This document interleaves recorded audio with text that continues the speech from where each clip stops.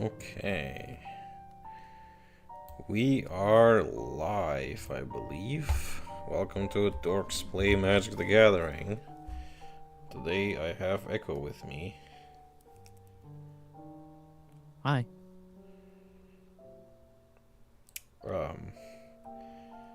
And I'm still in the middle of moving, so I'm pretty stressed out.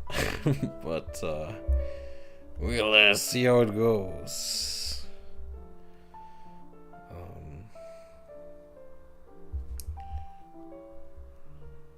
Opening YouTube chat.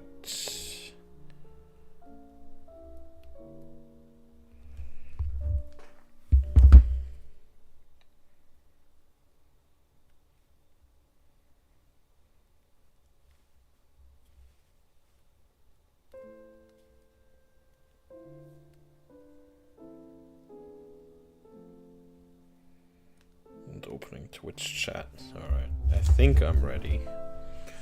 Alright. You haven't opened the room, right? No.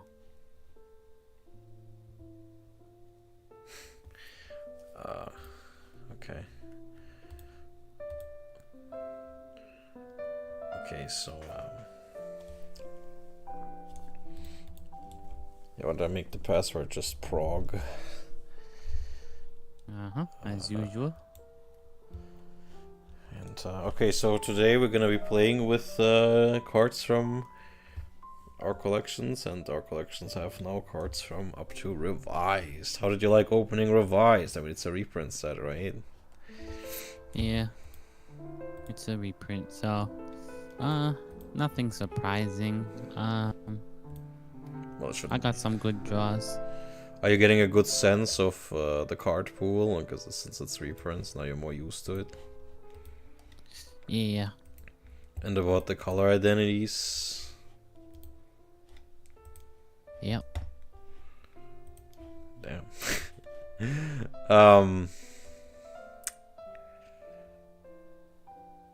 Which one was it? I guess it's this one.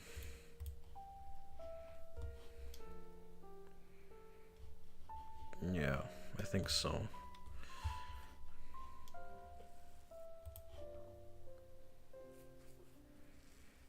Well, I clicked ready. Okay. I'm gonna remove the cover now. So we are live. Everything's nice. Okay. I'm on the play. Alrighty.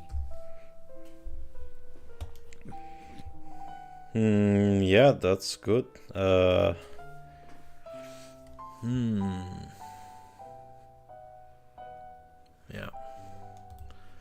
At least I think it's okay. I start with what? Are you mulliganing? I said I was also gonna keep. Okay. I start with strip mine and pass. No, wait, I don't pass. Wait a sec. The first takesy backsy already. I play a brass man. Pass. Okay.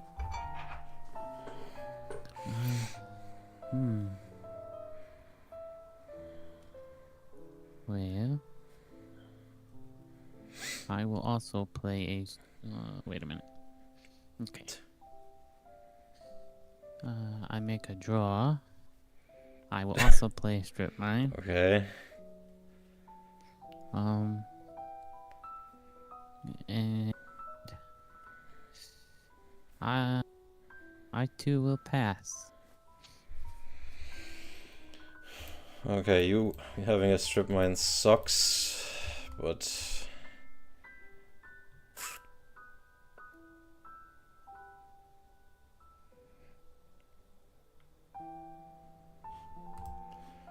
yeah, I will strip mine your strip mine.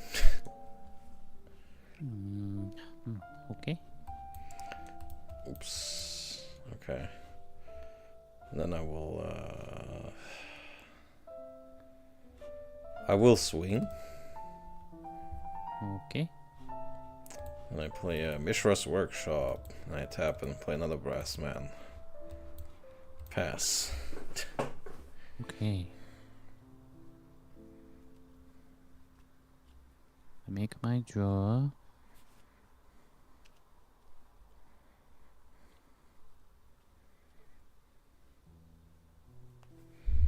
This doesn't untap normally.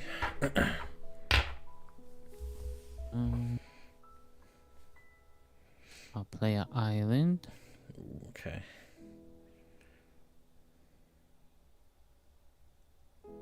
And end my turn. Okay. Yeah, I don't really like how that worked out. I think I have to... Unfortunately, I think I have to just pass here. Okay. I make my draw. I play another island.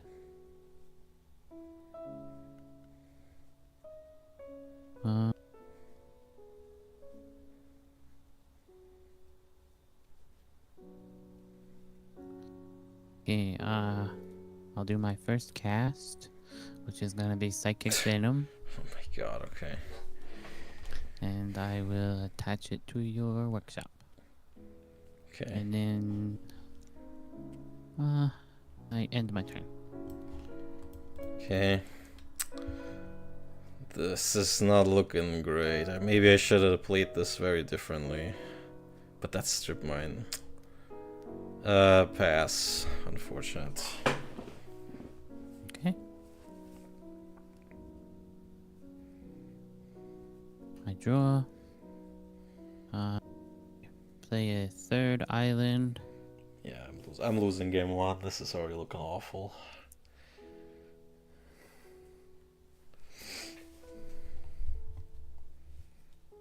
I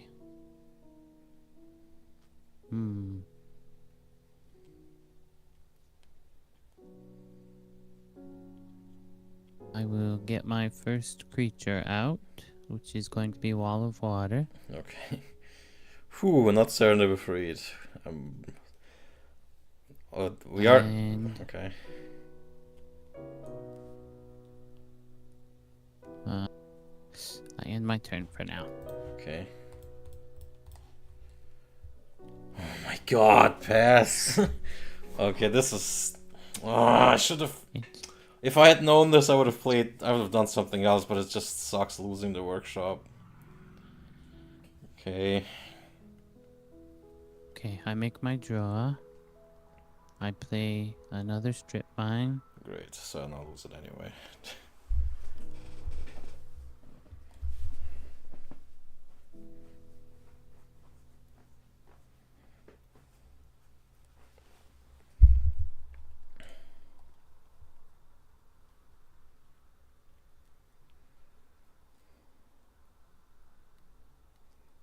Yes. I'm thinking. Tap 1, 2, 3. Cast Onulet. Okay.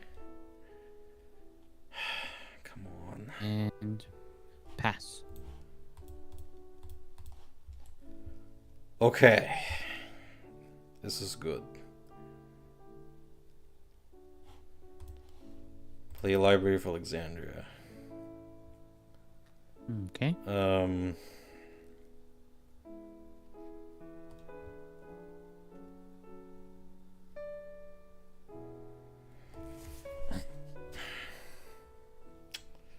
Now I have to decide if I want to draw or...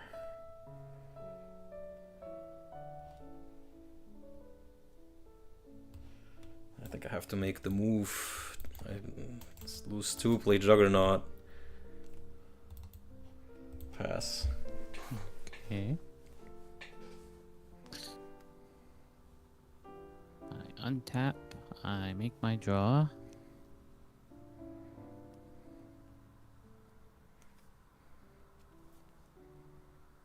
I will tap 1 island to cast Unsummon. Okay. Oh, you already knew. It's obvious. Okay.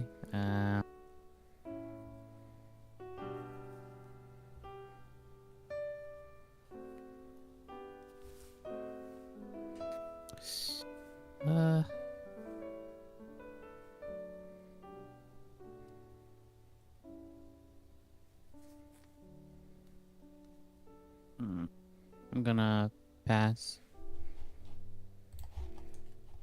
Okay. On upkeep, I draw. And then I draw. Okay. Island.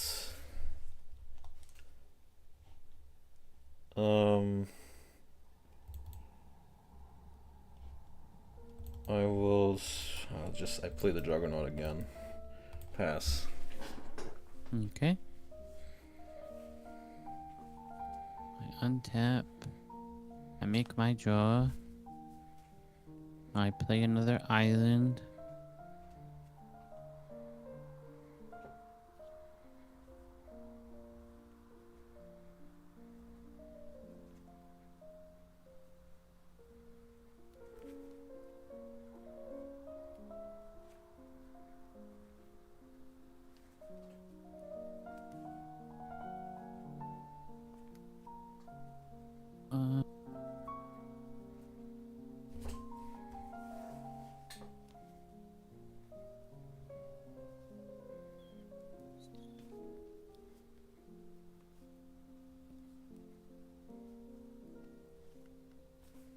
Okay, tap 1, cast unsummon again. Kidding me.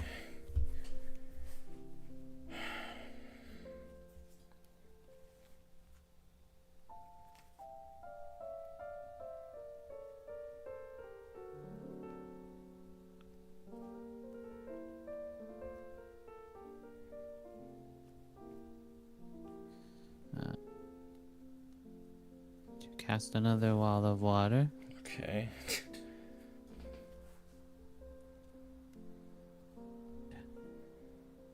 Pass. Okay, you're on untap. Okay, you just okay. On upkeep, I'm at 8, so I can't do this. I draw. Interesting.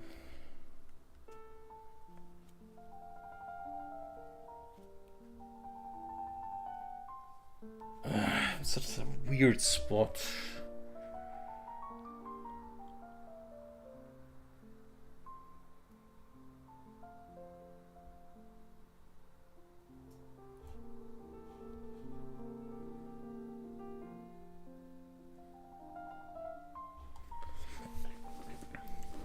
Just like my draws are just very strange. Okay.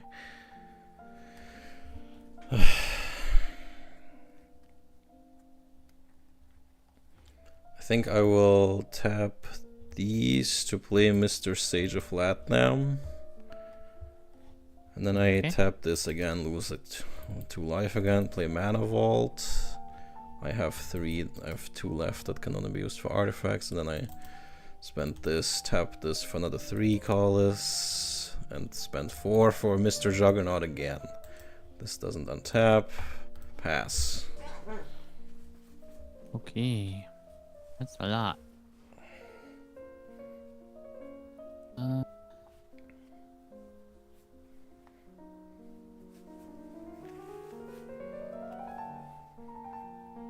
Okay, I untap, I make my draw.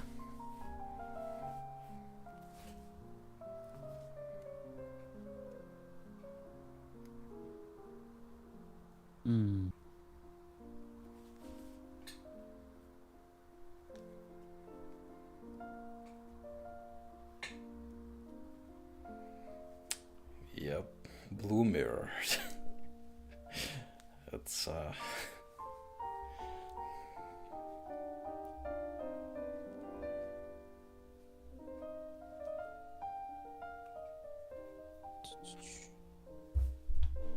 Tap these 4 to cast a phantom monster. okay. And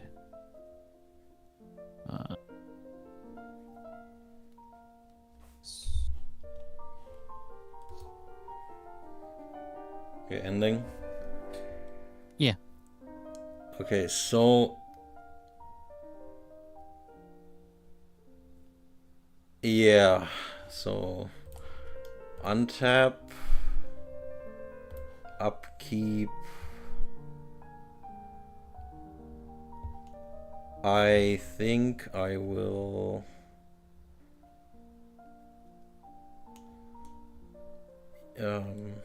use my Sage to sack this and draw a card, so I don't have to take a damage, and I can't untap it anyway. Now I'm at 7, I draw another card, and then I draw a card. Play an island.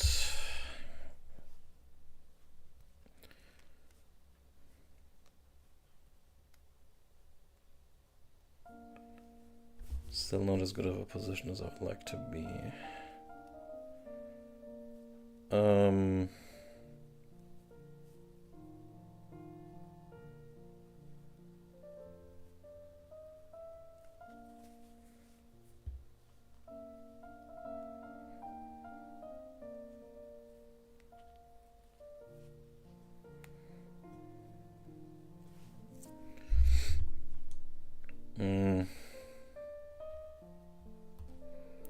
I think I will pay 2 and copy artifact. Does that resolve? I suppose that there's no artifacts in play. What do you mean? Oh, the creatures. Okay.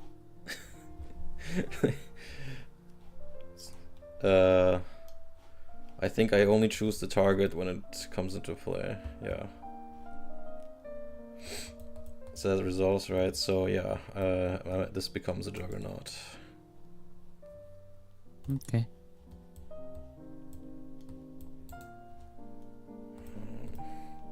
Okay, in combat, I have to swing.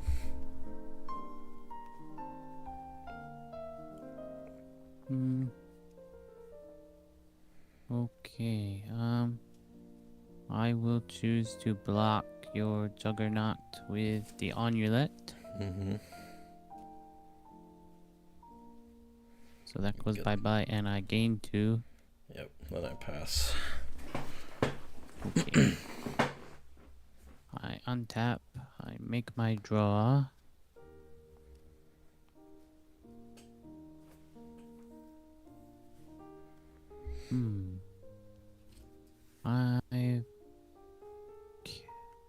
I tap my strip mine to cast Crystal Rod.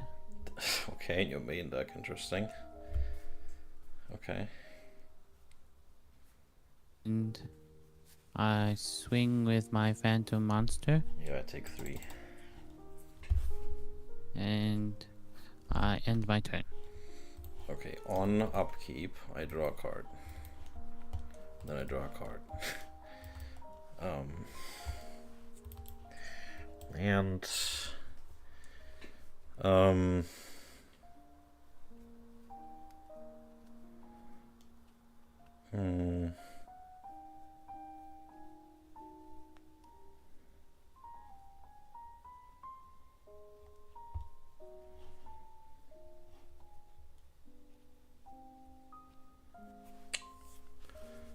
yeah, I think I will just swing with both. I have to. They're forcing me. I can't. It's not my choice, but they're forcing me. Okay, so my walls can't block them, so I take 10. Ouchies. Yep.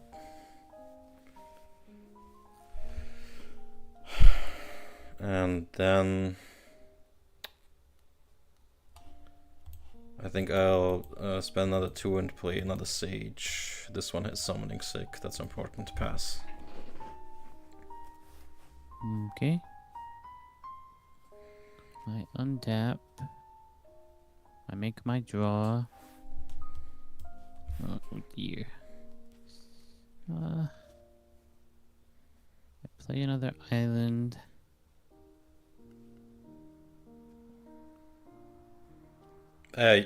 You had the chance to gain 1 life, I think. Maybe I shouldn't have done that. But do you mean from? Yeah, me playing the creature? Sage. Yeah. Okay, so creatures count as Yeah, spells? everything except playing a land is a spell. Okay. Also, I have a question about it. Since it has a 1 next to the card effect, that means I have to tap an island anytime I want to use it, like an interrupt. Yeah, ignore that interrupt thing. That's a card type that they abandoned. Interrupt used to be like a spell speed 3 in Yu-Gi-Oh! I think Yu-Gi-Oh! Took that inspiration to make counter traps and stuff. That's interrupts. So counter spells are interrupts and so it doesn't forget it. Like that was an old thing. They abandoned that card type anyway. So just read it as an instant. And if you go to the description, the Oracle text, it says whenever a player casts a blue spell, you may pay 1. If you do, you'd gain 1 life. Yeah, so you need to pay 1 each time. But you had mana opens. I think you had 1 island open, so you could have paid. If you want, you can add it. 1 life. Yeah, I will do that. So I mean, this is more like something I add in the sideboard for the mirror, but I'm surprised you have it in the main deck in blue. But okay. Well, I just figured because I'm also playing blue cards, it would help. Yeah, usually it's not really worth it because you're not playing that many cards during a game, but yeah, it's fine. It's a bit low impact, but yeah. In my main phase 1, I'll strip mine the library. Finally, huh? I'm surprised it took that long. Yeah, well, I just wanted to make sure I had enough islands at least. It is least restricted, so I don't have more. That's the only one. I will swing with the Phantom Monster. Yeah, lose 3. And I will end my turn. Okay. Untap, upkeep. I don't think I have triggers, but this guy has no summoning sickness now. Okay, draw.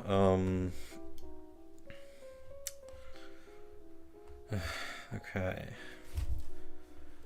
I think I will just casually proceed to combat and swing.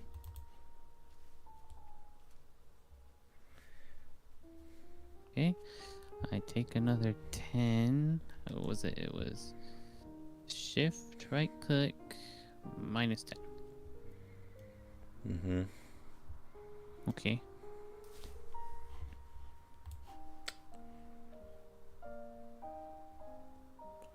Well, you have 5 lands open. That's kind of pretty suspicious. Okay, well, I play Urza's Power Plant. And then Okay.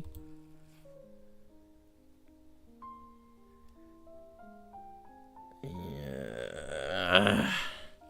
Okay, and. Okay.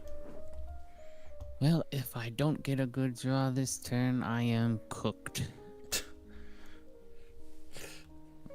As a fellow blue player and drawer, maybe you shouldn't telegraph that. Unless you're just pretending. Call an ambulance, but not for me. Some big mind games. Blue on blue is like a big brain, like a brain contest. It's like whose brain is bigger. So. Even if I spent all 6 of my islands to regen health, I wouldn't survive next turn. The best I can do is... Well, you'd have to play 6 spells. It's only once per. Oh. So it would have to be like a X if I wanted to tap it multiple times in one trigger. Like, I'm pretty sure that's how they work. I've never seen them used differently. Actually, what's its name again? Crystal Rod. I'm not sure there's a rod. Well, the best I can do is... No, there's no...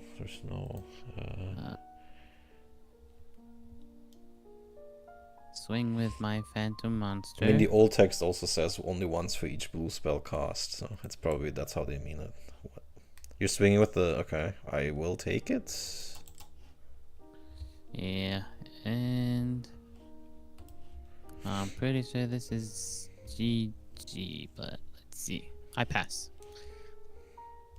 It's pretty sus. I have no triggers, right? No.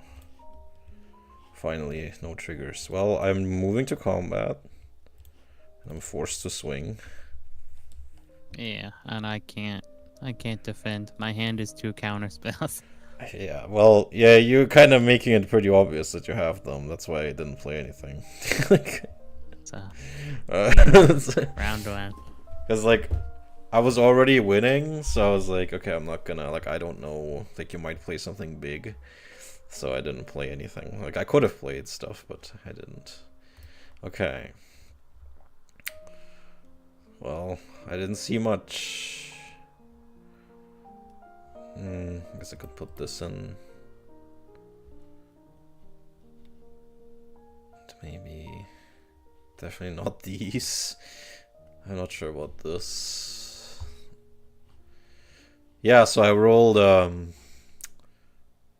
actually, it didn't show up in this game, but I rolled the Ocean Soldier, so unfortunately I'm doing an artifact deck again, but I figured, okay, I'm not gonna do red twice in a row with the artifacts, so no ATOC here. This is this is a slower artifact build, as you can see. But it has some cool tricks in it, but they didn't show up because my draws were kind of lame. What do I do here? Yeah, maybe one of these guys. Okay. You're on the play. Yeah, can I go first this time? Yes, you choose.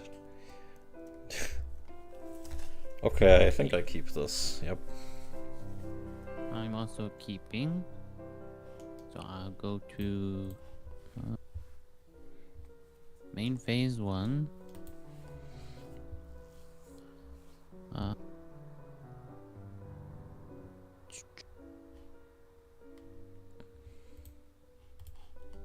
First up, I play an island. I also cast Black Lotus. Okay. Well, I mean, And technically, if you cast it, it comes into play first, then you tap and sacrifice it, and then to put the ability on the stack, and then you get. I mean, the casting is not what gives you the 3 mana; it's the sacrificing that does. Okay. Just for proper sequencing, you know, like just. Okay. Yeah, I'll keep it in mind. And because you could just play it and keep it in play until you sack it, you know, like it could just stay there, and you could use it on my turn. I will spend those 3 to cast Old Man of the Sea. Okay. Interesting. Yeah. A card I learned from you. I mean, it's in the card pool. It's not like I did anything crazy. That I pass. I think this game might get funny anyway. I play an island, and then Ivory Tower. Pass. Okay. I make my draw. Play another island.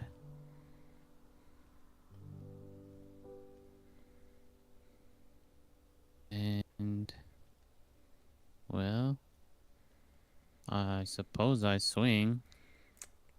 Should I even change my life since I'll get 2 anyway? Okay, for the log, okay.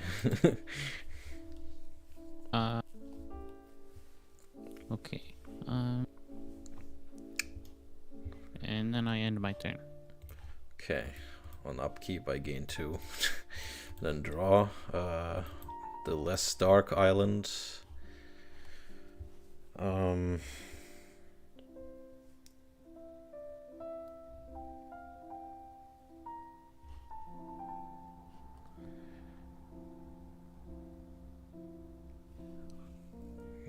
guess. Let's play the Sage. If you wanna steal him, that's fine by me, pass. Okay. I untap. I make my draw. Ooh. Okay. I'll play a third island. Mm-hmm.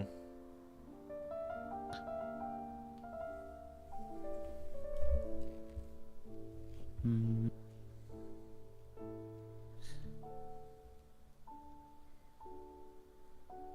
Tap those to cast feedback. I don't Attach it. I don't have an enchantment. Oh, wait a minute.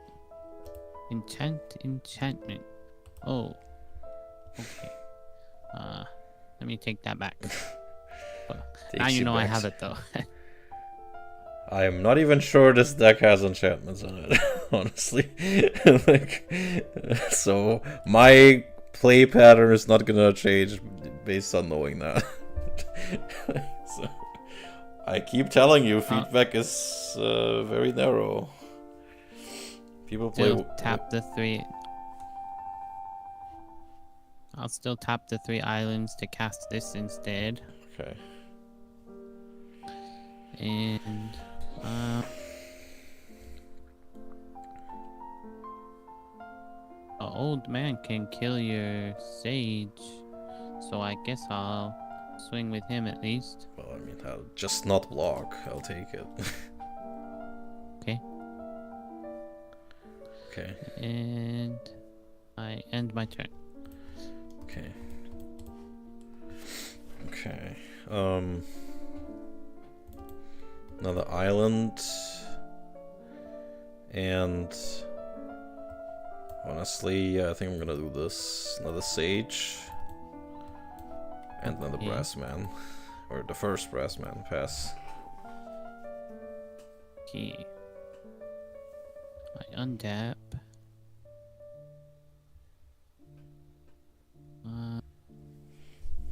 This one is summoning draw. sick. These are summoning sick. I'll make that clear. Hang on, 1 second.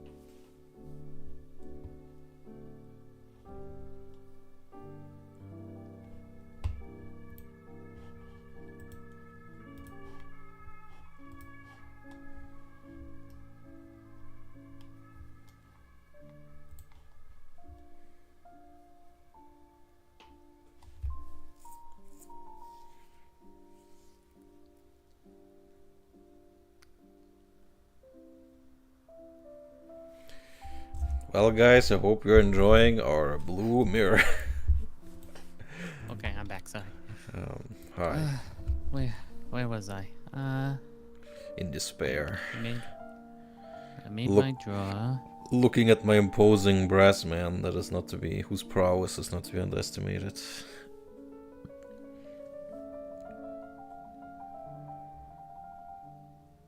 Okay, well, I will place a strip mine. Okay.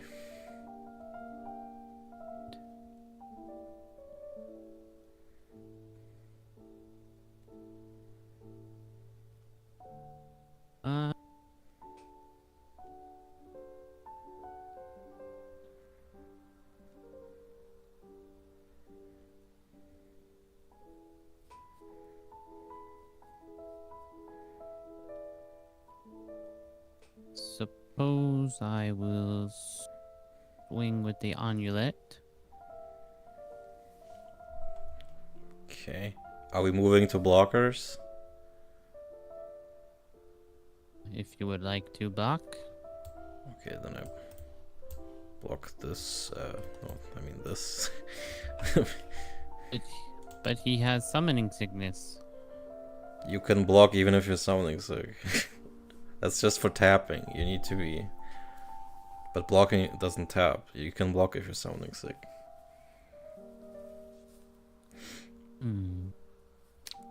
Okay. Summoning Sickness is for attacking or using an activated ability that requires tapping, so you can't tap yourself for any reason, basically. But blocking, you can block if you're Summoning Sick. You've done that before, you've blocked with Summoning Sick creatures.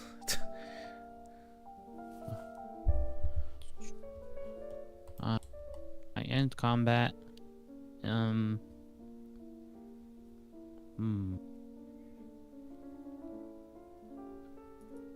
Three. I cast another old man.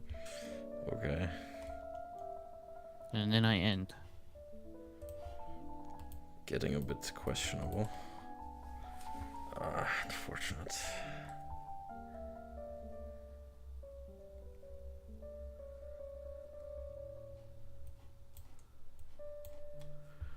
Yeah, I'll just play another Brass Man.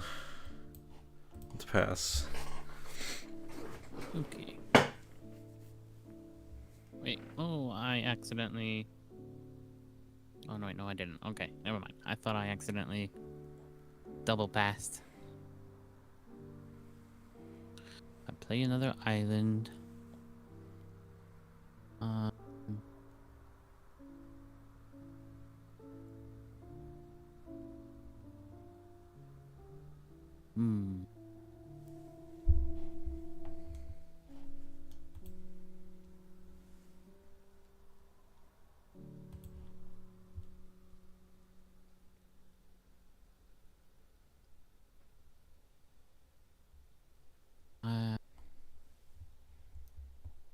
I suppose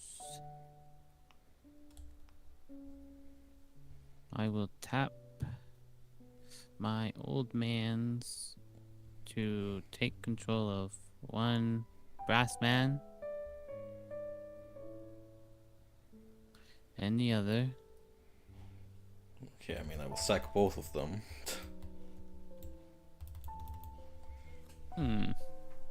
Okay, so does my old man's stay tapped? Well, yeah, I mean, they tap as a cost, right? So, yeah, Okay. it's the cost. So you tap them and target, and then I tap my guy and sacrifice them as a cost. So and it fizzles, because Combat phase. yeah, I take I two. swing with the amulet.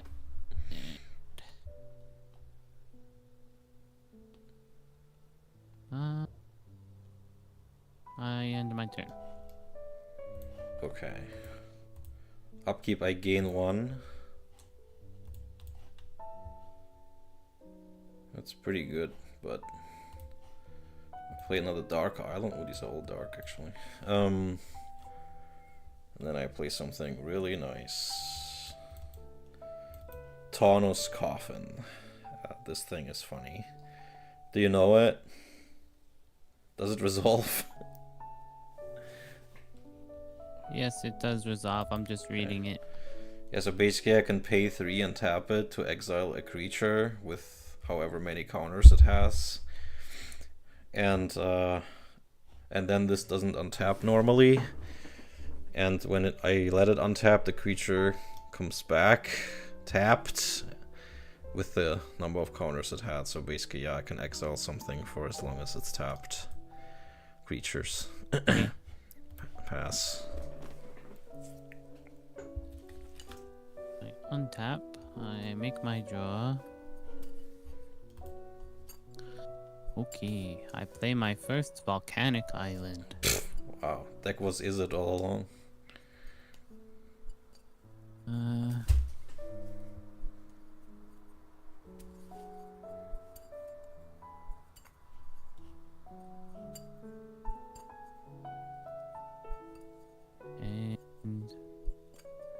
I swing with all 3. Oh damn, that is 6 damage. I guess I'll take it. Okay, I end my turn.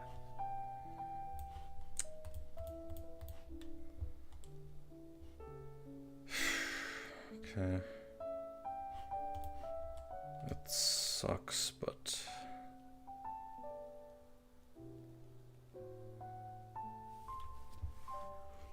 I cast Black Lotus. Okay. I crack it for 3 blue.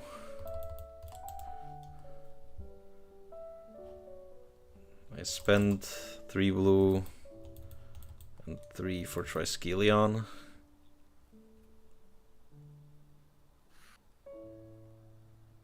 Okay. Comes to play with 4 counters on it. 3 counters, I mean. And yeah, set counter. And pass. Okay. I draw. Oh, sorry, I forgot. I also want to play this Candelabra. Is that fine for my last blue? Is that fine? Or is it too late? No, I'll let you do it. Okay. It doesn't do anything this turn, so whatever.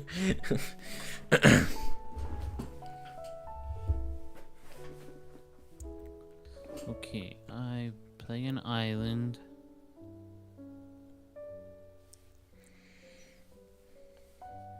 I tap 2 to cast my Psychic Venom. Okay. On the one non-dark island? Why are you racist against bright islands, Echo? What do you have against the one bright island? It's just the easiest one to connect to without making a big mess on your side of the table. Whoa, that's offensive, Echo.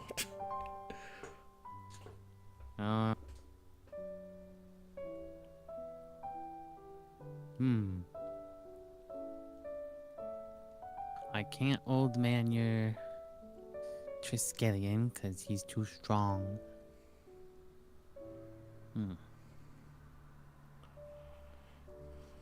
Yep. But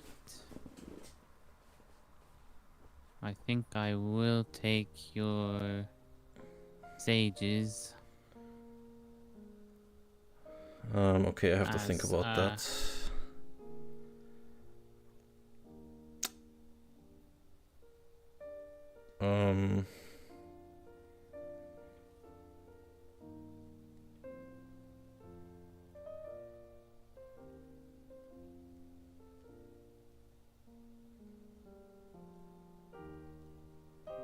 Oh wait, I thought I banned Candelabra. No, we're playing the historical format, right? This is the one with only one library and stuff. This is the one where yeah.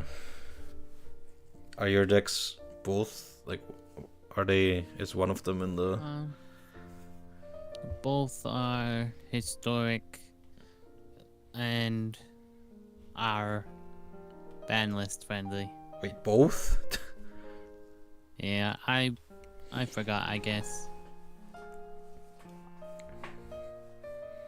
Although, also to be fair, I haven't historically been a Candelabra, Sinkhole, Tone Rain player. I didn't even think to use them. Okay, I have to think about that. So, it's pretty unfortunate. I think I'll just... You are in red, but I will let this happen. They do become summoning stick again. Okay. So, okay. And then...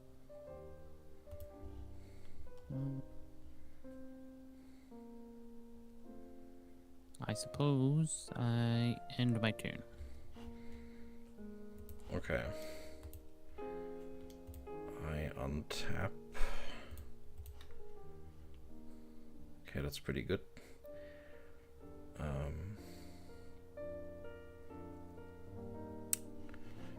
I play Mishra's.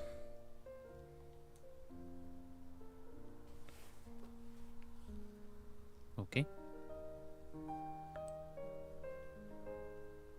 And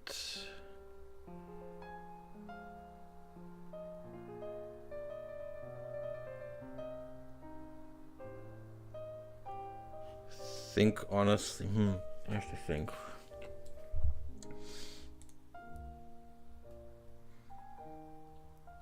I think for now that's fine. Pass. Okay. Untap. Well, not those. You can right click them and push what was it? Toggle normal untapping, and then they don't untap on up tap. I made my draw. Echo. You can right click the old man and toggle untapping. Yeah. Yeah. Okay. I'm gonna strip mine your factory. Okay, I'll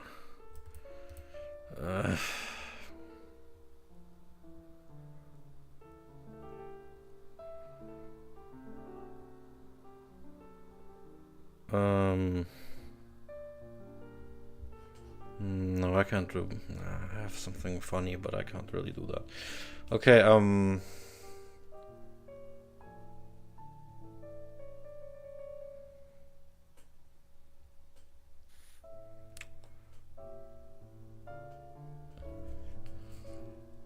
well, okay, I mean, this is in the main phase. I tap them and float a Colossus.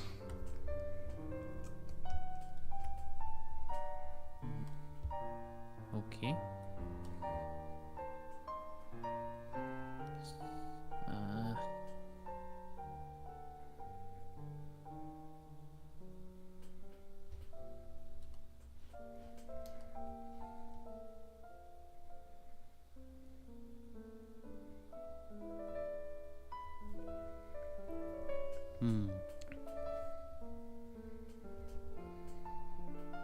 I'm going to tap 2 islands and cast Phantasmal Terrain. And turn this one into a what's the Fireland mountain? Okay, fine by me, I guess. They have mountain walk over there. Okay. I'm just getting confused. How do we mark that, or we just gotta remember? Well, you put it in your grave for some reason. It's an enchantment. It's an aura. It's an enchantment. It stays on the field. Oh, okay.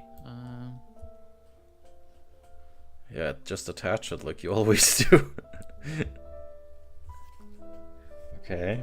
Okay. And then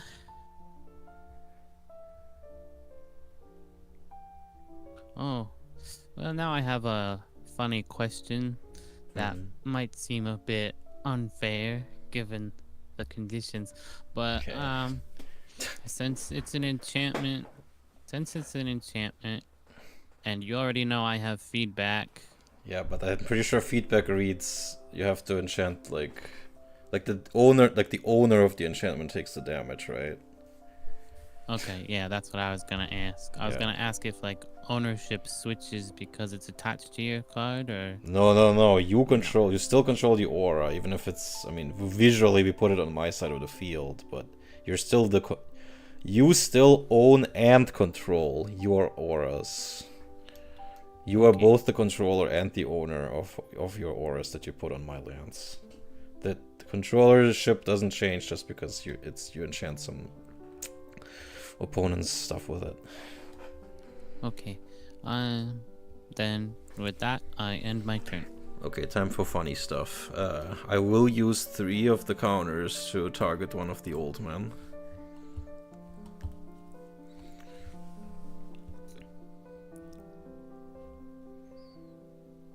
Okay. Ooh. Okay. All the counters. Yeah. Bye. And then I have no counters, right? Yeah, it would go back to 1/1, I guess. Exactly. So I remove all the counters, and then it's 1/1 again. I love what I'm about to do, Echo. You gotta love this. I mean, you might hate it, but because you're my opponent, but conceptually you might love this. And I made sure this is correct in the rules. And whoever's watching this, you're gonna love Thanos Coffin now. So I pay 3 at your end step to exile my own Triskelion with Thanos Coffin. Is that okay? Alright. Yeah. Okay, we move to my untap. I choose to untap Thanos Coffin. The creature comes back. Triskelion enters with 3+1/+1 counters on it, but it's tapped. Okay. Isn't that awesome? It's interesting. It's big brain. Also, why is this... Huh? Why does it still say owner me, but it's still... Okay, can you put it back, please? Why does it still denote ownership? Anyway. It's like it's your card. Okay, I guess now it's different. Okay, weird. Anyway.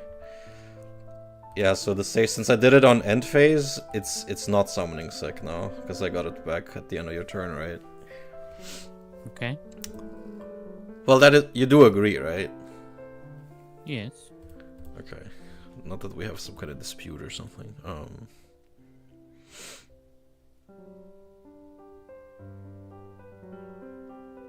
Right, and then I will do it again.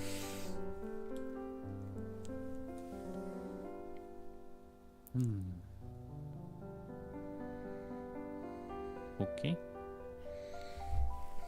Okay, you thought the old man stuff was funny. Now I'm playing some crazy shit and this is the kind of stuff that I said didn't come up last game, but now it is, and I love it. And this isn't even the only thing that Thanos Coffin does in this deck. Remember Copy Artifact? Yes. I think if you exile it and it comes back, you can copy a new thing. There are no rulings on that, but I'm pretty sure it should work that way. Yeah, no counters and set. I guess that was Control P. This is some Blue Mage gaming I'm doing over here.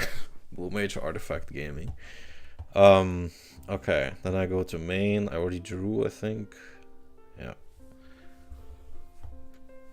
But I still don't have a win con in play. Like, I'm not actually winning yet.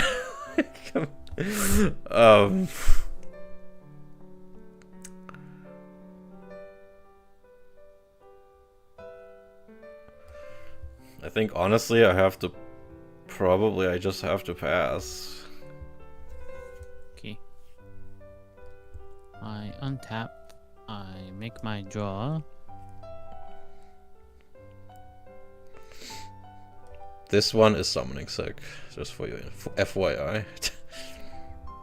Yeah.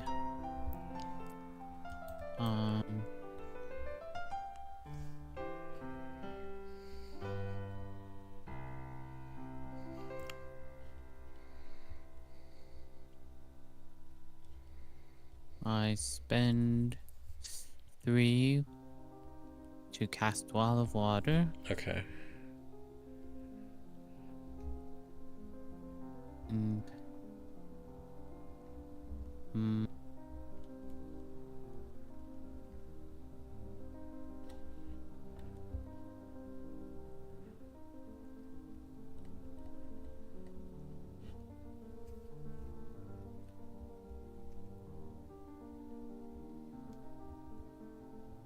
I always forget this, but let's say I attack with the Onulet. Can you block with multiple? Well, I could block with both of the stages, but would I want to do that? Probably not, to be honest. Unless I mean, well, I could block and then exile the blocker, or I could exile your Onulet. But I mean, I'm just gonna tell you. I mean, my strategy right now is just to keep exiling Triskelion, so I'll probably just take the. If you swing, I'll probably just take the damage. Even though now that I see you're in red, maybe I should be more careful, but I don't know. Like, actually, now that I think about it, you could be sitting on a fireball, and that's like what, 5 right now. Yeah, that's kind of getting there. But yeah, probably will take it.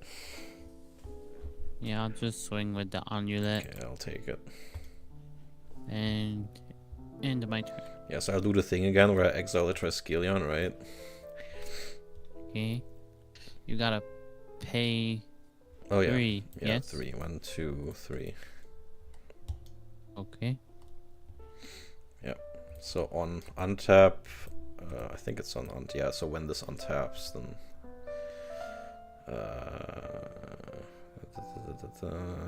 this artifact leaves or becomes untapped. Yeah. So it's basically it happens during untap, I guess, and then it comes back again with 3 counters. Oops, not this. This.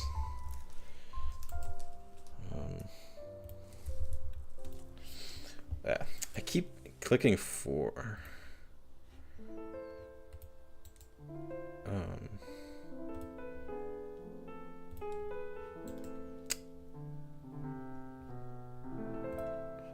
Man, I'm just gonna put it back in hand and play to get rid of the stats. Anyway, okay. So it does come into play tapped. That's unfortunate a bit, but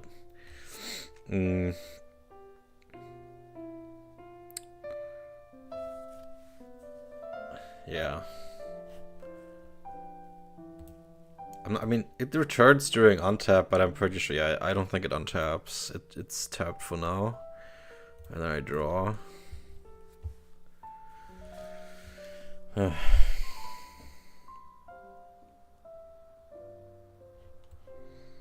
Yeah, this is kinda blue gaming. I would just pass. Okay. I untap. I make my draw. I play another island. That's a 6 damage fireball you got there. Possibly. Swing with the amulet. Like, I actually have to think about it now.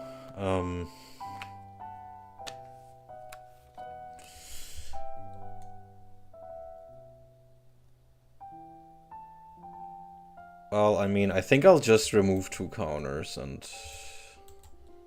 target your amulet. Like, I'm not blocking, I'm dealing damage. Okay. So You gain I'll 2. Gain 2. Yep. Alright, I end my turn. Yeah, remember when I said Tawnos Coffin remembers the number of counters that it exists? I love this interaction so much.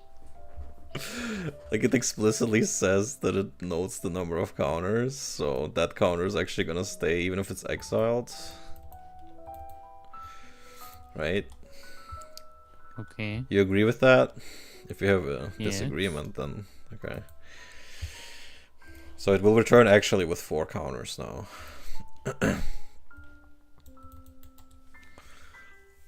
It keeps getting better and better, doesn't it?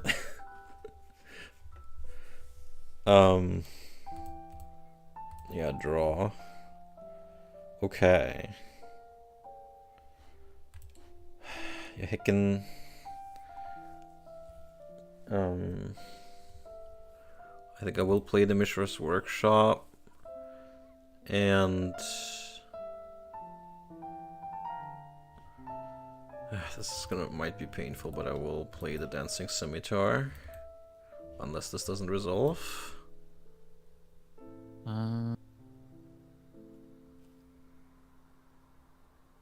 No, that's fine. Okay. Pass. Okay. Wait. I make my draw. I play another island.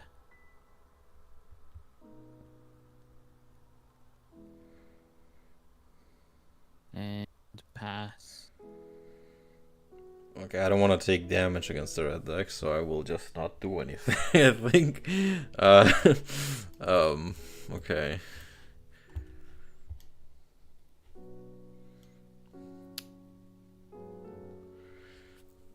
Well, I finally have a win condition. I'm gonna start. You have a. Okay. I'm just gonna swing with the scimitar. Okay. So I'll take one. Yeah, and then I pass. I make my draw. Oh, man. I play another island. I'm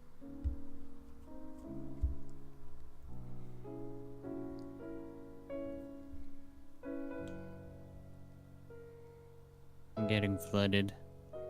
I end my turn. Well, I'm not exactly pressuring you much right now. That's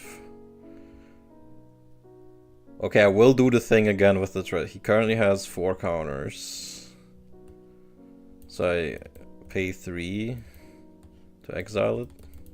Oops. Right? Yeah. Then he comes back with 7.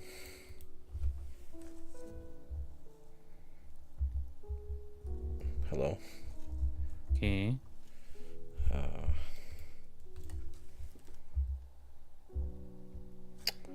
God damn it. What was the counters thing? Oh, Alt and Plus, okay. No, that's just, oh my god.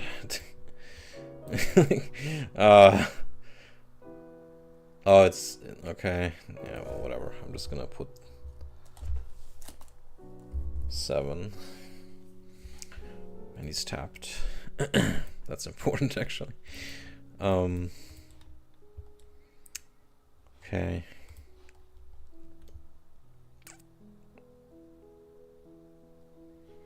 I will just swing with the dancing scimitar and pass. Okay, I take one. Make my draw.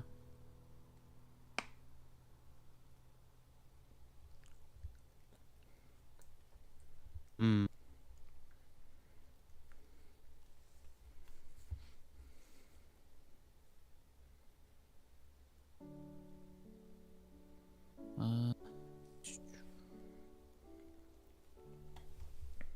Do artifacts count as spells?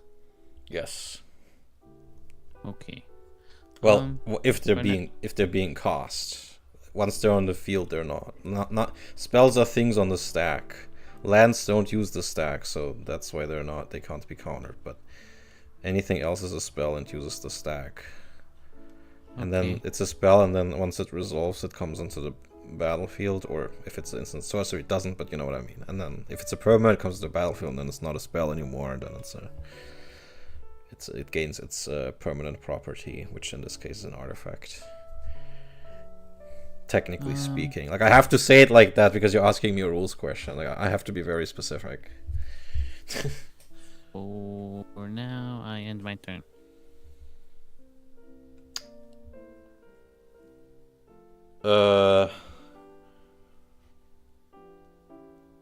Okay, I think I will just remove 5 counters to shoot at your wall. Okay. And then I think I will also exile him again.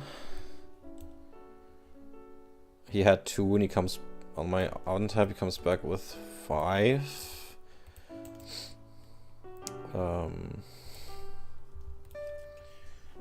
And he's tapped.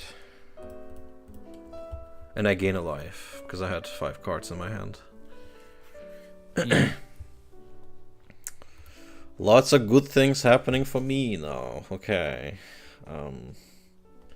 I'll swing with the dancing scimitar. I'll take one. You are sitting on a counter spell.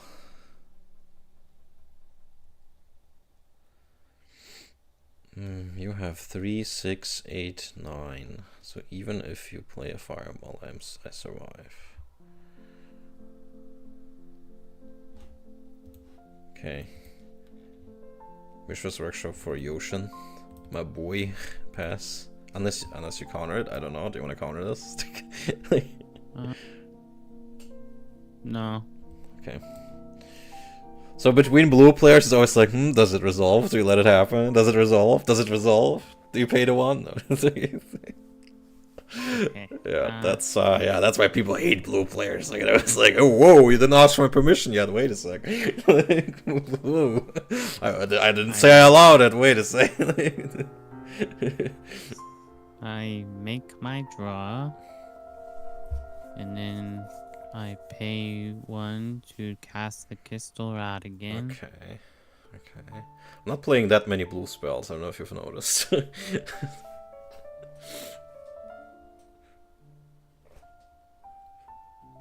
I think I'm even gonna tell you I don't even play unsummon in this. Okay, for now I have to end. Yeah, I think that's fine. Untap, upkeep, I gain 1 life. I think I'll just, I'm forced to, well, he has vigilance and I swing with these. Okay, that is... And the ocean is, he's not tapped, so I can't really show you, but like, Yeah. he's also swinging. So that's 8 damage total? Yep. This is, I finally assembled the thing, and I'm now crashing out. Or cashing in, depending on how you see it. Okay. Main 2, I will play another Yoshin. Pass. Okay. Unless it doesn't resolve. Sorry, I forgot to ask permission, Mr. Blue Player. Does it resolve? Yeah, it resolves. Okay.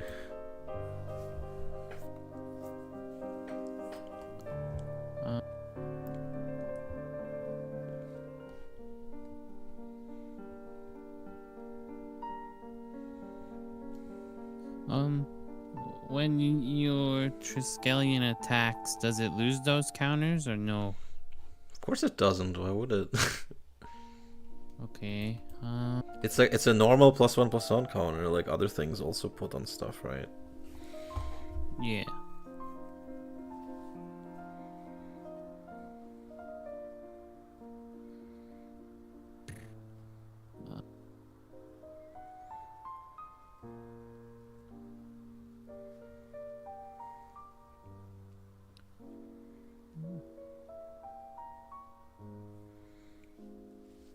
Yeah, so this game started pretty rough for me, but I think I'm putting on the hurt now. I have to end my turn. Okay. Do I do anything? I haven't used that candelabra even a single time. On upkeep, I gain 1 life. Okay. Well, I will swing with these. Okay. Maybe I should rearrange them. Wait a sec. Like, so these 4 are attacking. 3 + 6 is 9. Now wait a minute. Is it shift? Yes. Okay. Okay, and then I'll play another brass man. Pass. Okay. Make my draw.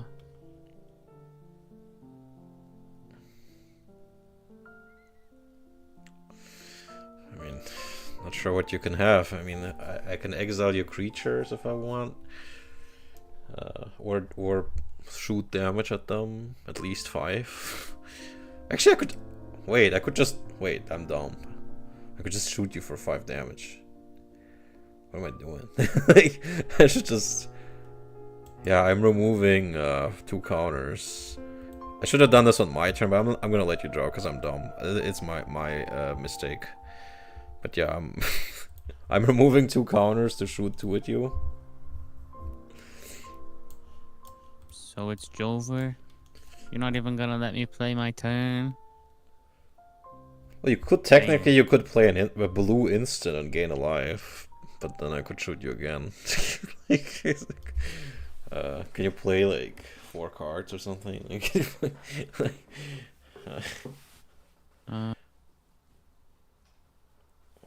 I mean, there is something I can do. I'm not sure it'll save me. Well, unsummon doesn't work because I could just respond by removing the other 3 counters. And then also exile my Treskillian. That combo is just crazy, hilarious. Like Taunos, Coffin, and Treskillian is just insane. Like I love that shit. It's crazy. And Taunos, Coffin, I only have 1 of them, by the way. But I have 3 Triskelions. And copy artifact. That's why, well, that's why spinning artifacts is worked out for me, I guess. Well, if you're doing that, I suppose it's GG. Okay, well, good game. Sorry, Echo. It's a bit of a... That's how blue wins, though. Oh my god. Oh my god, okay. Yeah, the feedback, you should have boarded that out. I think I literally don't have enchantments in this. It has a strong hand, though, but... Yeah, that's why Sage of Latnam is also pretty good. Like, Steel Artifact basically doesn't work, because I can sack it, right?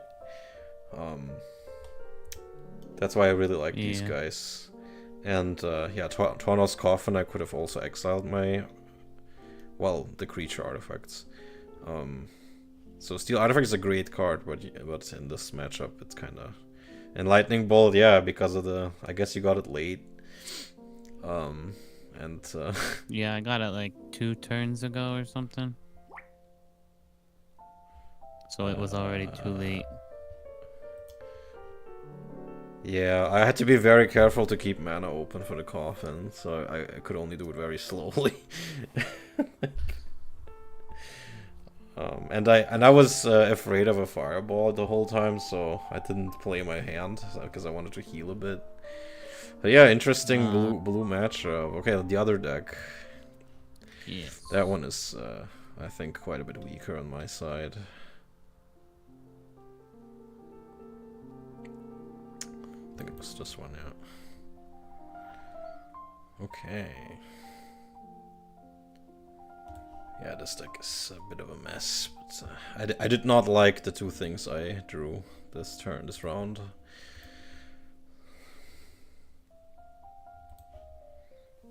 Okay. Wow. That's crazy. So do we roll again? Wow. Guess I win. I guess so. So you go first? So you can try to roll a 20, I mean. Just give up. Oh, you almost got there. Jeez. Okay. What? Wait, what? Oh, I'm looking at the top 7. I guess I move to hand. That's cheating. You're cheating. That's just... I mean, if I just moved into my hand, that's the same thing as drawing them, right? You don't see the cards, right? Oh, I don't. I don't even want to keep that. I mulligan. Okay, that's a pretty weird one. So you are going first? Yeah, I'm going first. I am keeping my 7. Very weird hand. Okay. Ugh. I have to make some weird decisions here. Okay. I don't know. Okay, Mishra's. Tap for Soul Ring. Black Lotus. Okay. Crack it for 3 red. Pay 3 red. Wheel of Fortune.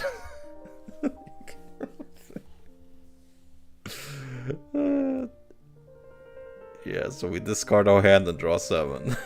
I'm taking a second mulligan.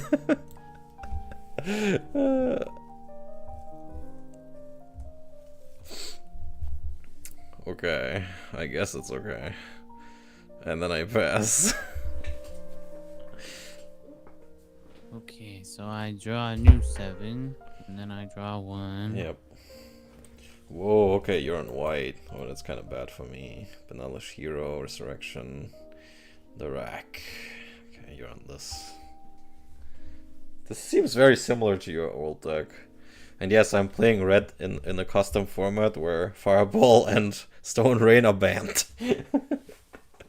Because I rolled Shatter. Play a Plains and pass. Okay.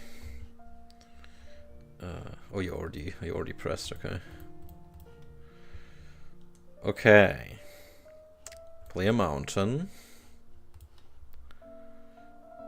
Yeah,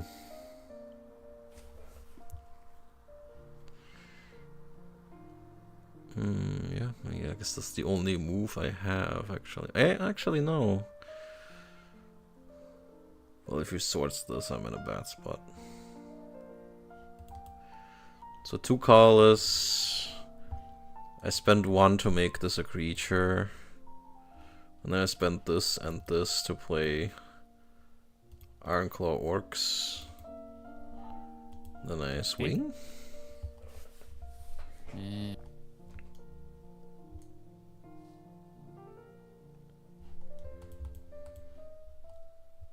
So is it a 2/2 or a 1/1? It's a 2. It's always at least a 2/2 unless you weaken it somehow.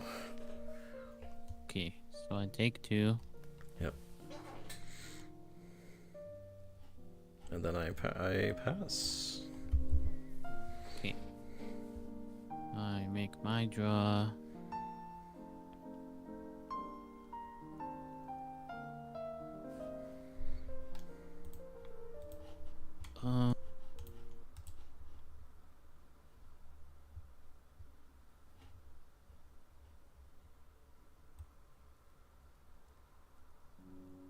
I play a strip mine. God damn it. You and your strip mines. That's nasty. Gotta ban that shit. I end my turn for now. Okay. Untap, upkeep, draw. Okay.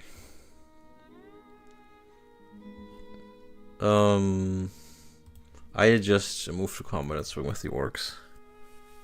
Okay, I take 2. Main 2, I play a mountain. Dragon Whelp. Okay. Pass.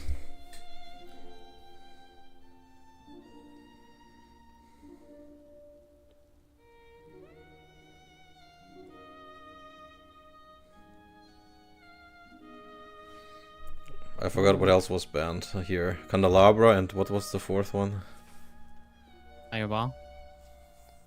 No, Fireball, Candelabra, Stone Rain. Oh, Sinkhole. Okay, if I remember. Yeah.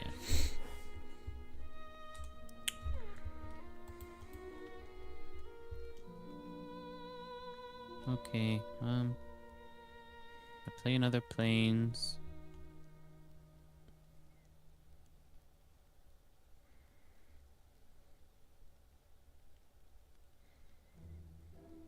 And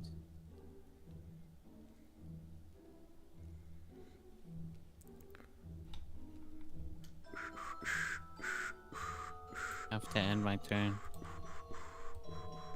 I have Nutcracker playing in the background. It fits with your thinking.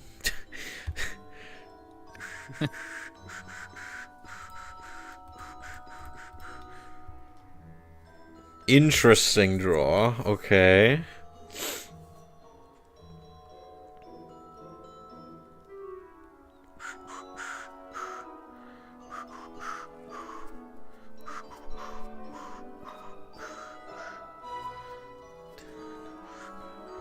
And Dragon Whelp only works with red mana, okay. Well, I guess I move to combat. Make this a creature.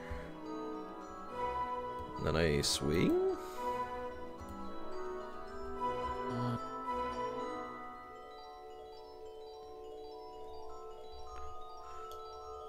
Okay, so -6. Well, if you're not doing anything and we move to blockers, and then I would pump the whelp for 2 if you don't do anything else.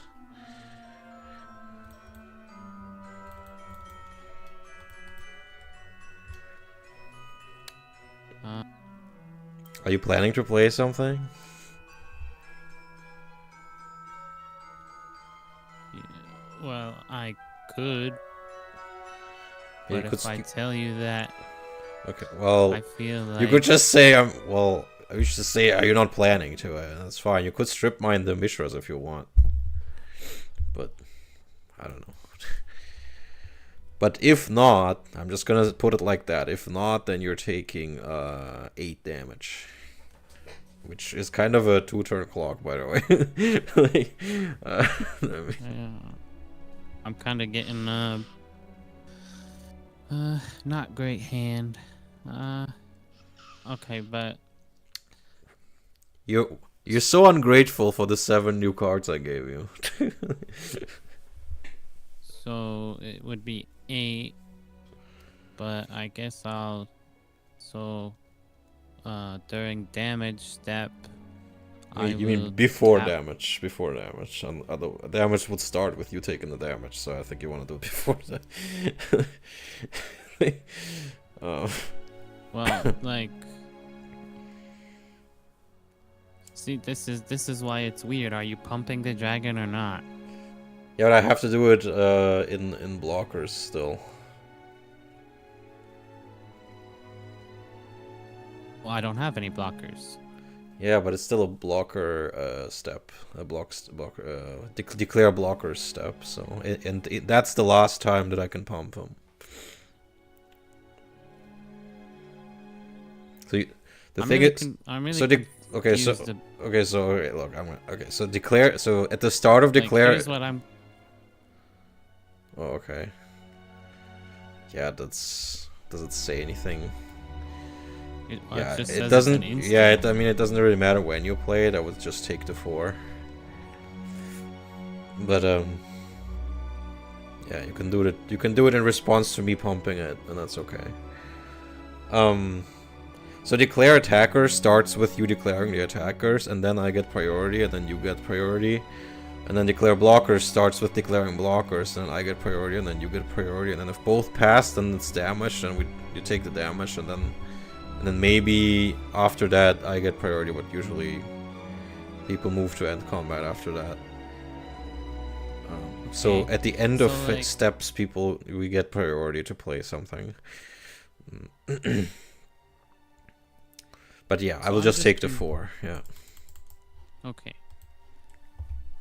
Like when, in your opinion, when would? But you do take the 8 though. Like you do still take the 8, right? Just so we don't forget that. That's important. What?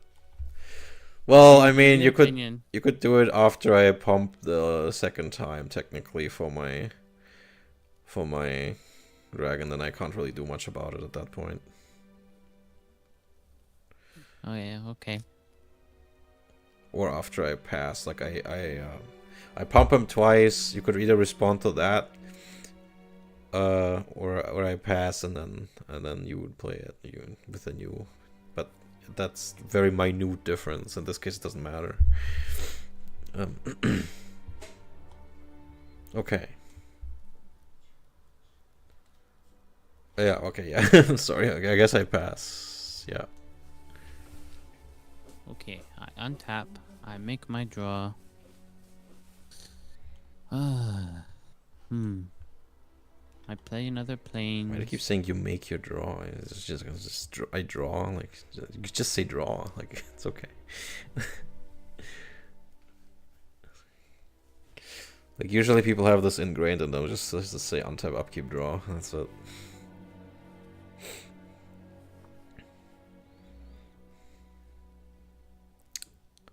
Yeah, I'm not policing how you say stuff, but you know, just that's how I keep hearing it. Okay. Yeah, I'm just trying to be like Good gamer. specific about it, I guess. Because you always correct me when I mix up my terms. I mean, not that often. I mean, I try to keep it too, but I try not to be like a smart ass about it, you know. But when you keep calling them monsters, I don't like that. That's mixing up games. That's I have to correct that. But yeah. I tap these to get my war elephant out. Okay. That is interesting. And pass. Okay. So you are tapped out.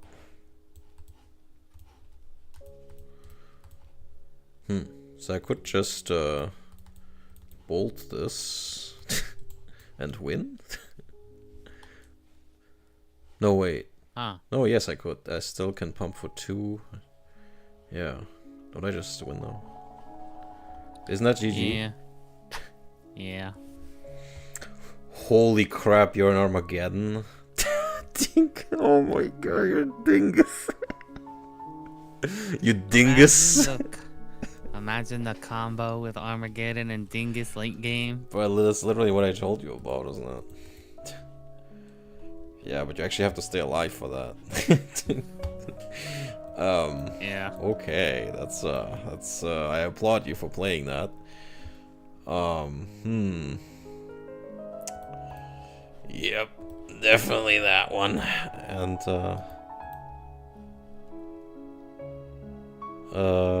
yep. These Dingus Egg Armageddon. Did you play artifacts? No. Oh, the Dingus Egg is an artifact. But honestly, it might help me in this game. What are you doing? You banned land destruction. You play Armageddon. Man, heckin' hypocrite.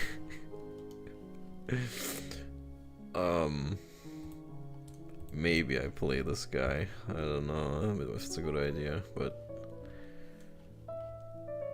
yeah, I don't. Just play white. Probably not that many artifacts.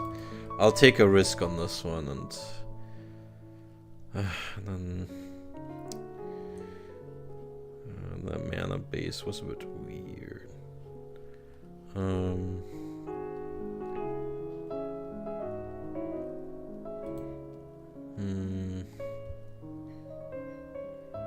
Probably not this.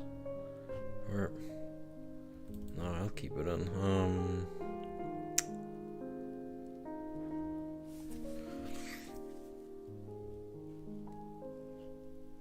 Probably won't be able to play this.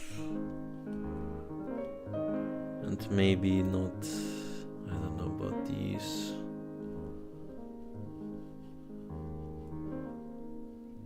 I am not sure about anything right now.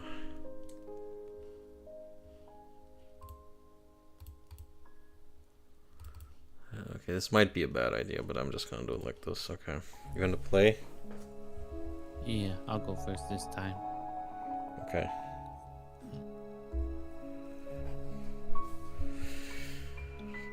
Yeah, well, technically you have to say first if you keep, but... Yeah, I drew my cards after I said I'd go first. Yeah, and are you keeping? Yes. Okay, I keep 2. Okay. I play a land. Black Lotus and Armageddon. No.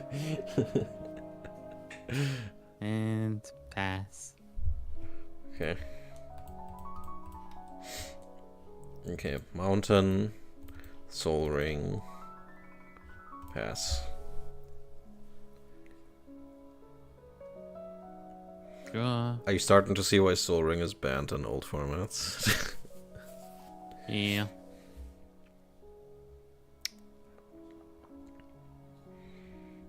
But it's the Commander favorite, like everyone plays Soul Ring and Commander, like it's basically in every deck that wants to be remotely competitive.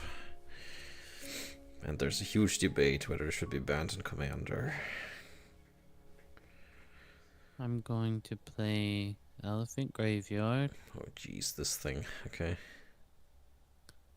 And pass. Okay, so Elephant Graveyard can make mana, okay, interesting. Good to know. Mountain. It's boring, but Dragon Well. I'm gonna eat a swords. Okay. Pass.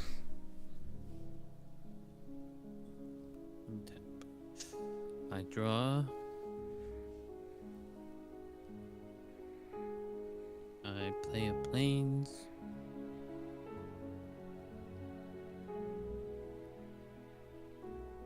I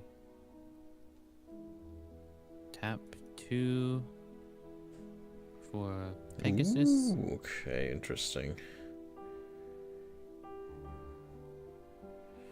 You know, I would be much more. I would feel much less safe if you tapped one plains and the Elephant Graveyard instead of both plains, because I would always have to be careful of your swords. There's that. Oh, the plowshares. Yeah, there's always that mind game, because swords is 1 white. If you tap like this, then I'm like, well, I guess nothing's coming. So, I mean, I never thought about that. Yeah, exactly. Let's see. Like, you have to kind of, you know, the mind games. It's like face down cards in Yu-Gi-Oh, but here it's like, I keep 1 plains open. For now, I end. But like this, I don't think there's any colorless. There's nothing at instant speed that's colorless. I kind of like you can't have anything, not that I'm aware of. Well, there is now, but back then there wasn't. So just for clarification, in case anyone wants to actually me.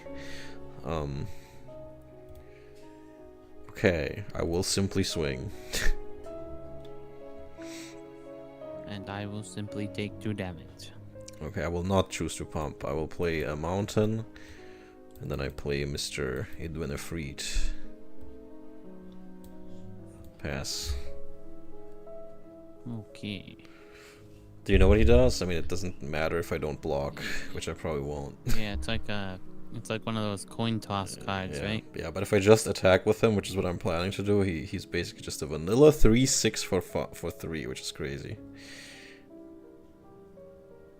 Okay, I draw.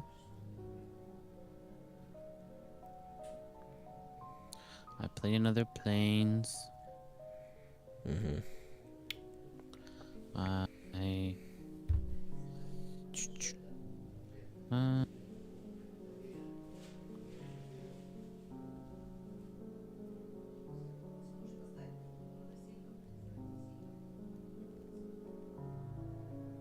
tap 3, cast Onulet. You really like this thing, huh? It's one of the few artifact creatures that I have, so yeah. It is an uncommon, I think, and I think it's a rare in revised, so they must have liked it too. And they rarity upped it in revised, which I don't support that idea, but okay. Since your dragon is tapped, you can't use it as a blocker. Yeah, so I will just swing with the Pegasus. Okay, I take 1. And pass. Alright, time for some beats. So just for the record, if your Pegasus was untapped, I would have to consider that you could banding block the Idwinifrid, but I mean, something would still have to die. I guess it's not that great, but still, I'm just saying. Okay. It's a trade-off, but I just wanted to tell you your options.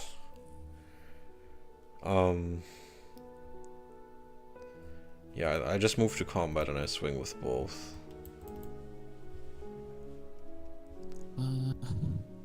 I will. I'll block the 3 with the amulet. The what? The Ifrit, okay. Yeah. Okay, I will So pump the... wait, no. Okay, I can pump 3 without killing it. Okay, 3. So you take 5. Okay, so... Okay. But you gain minus 2, 5. so you... yeah. Basically lose only 3 pass. But our games are getting more elaborate, aren't they? Like, it's getting more complex, right? You like it? Yeah. Like, Magic is much more cerebral than Yu-Gi-Oh! Was at first. Like, old Yu-Gi-Oh! Is much, simpler than Magic was at the same time. And we're still using cards just from the first set base, or the first set with 2 small expansions. Like, it's still, the card pool is still very small. This is still from 1994. Early 1994. Can you imagine? This was still, like, 8 years before Yu-Gi-Oh! Yeah, that's crazy. Well, technically Yu-Gi-Oh! Came out in, like, 96 or something, but, like, barely any, basically just vanilla monsters at that time. And maybe, like, 98 or so had, like, some spells, like, Pot of Greed was still early. Anyway, I don't want to distract you. Play Strip Mine. I tap 2 planes for Crusade. Whoa, okay, bro. Alright. So Pegasus is now 2/2. Yep. One of the banned cards, Crusade. For cultural insensitivities or whatever.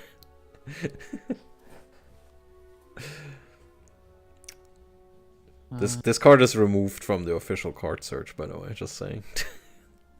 Yeah, I noticed that, and like a lot of the websites block its artwork. Yep. So I will now swing with the 2/2 Pegasus. Okay, I take 2, I guess. And so there's no mind games with Armageddon, because I kind of figure if you're playing stuff like Elephant Graveyard and Strip Mine, you probably don't have it. You also played now more than 4 lands, so you probably don't have it. See, these are the mind games, so they're like, like... I end my turn. You know what I mean? Like, there's a lot of thinking, like, what this, like, player behavior changes based on what they have, right? And I kind of trying to figure out what it is you have. And the way you are playing your lands kind of... Maybe you're bluffing, but the way you're playing them informs me that you don't. Okay. Because I know it costs 4, so playing a 5th land is a bit sus. Like, you wouldn't do that if you had Armageddon in hand. At least I wouldn't. And also playing Strip Mine is also a bit sus if you had Armageddon. Right? You know what I mean? Yeah. Okay, I will swing with the team.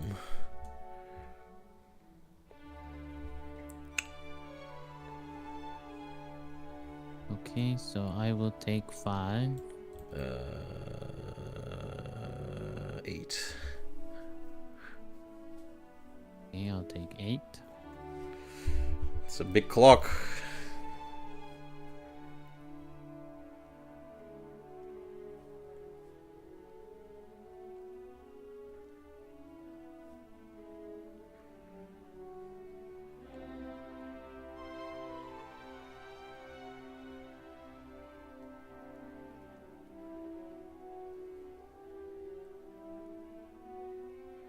And Crusaders are rare, by the way. That's a pretty strong card, but you kind of aren't playing enough creatures for that.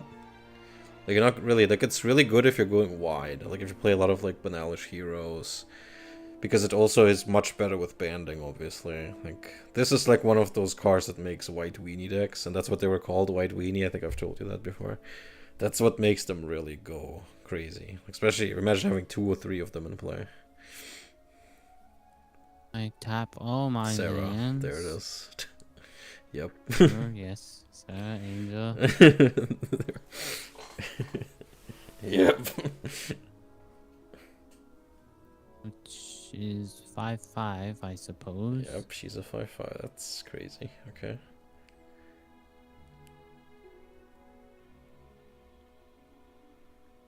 And I have to pass.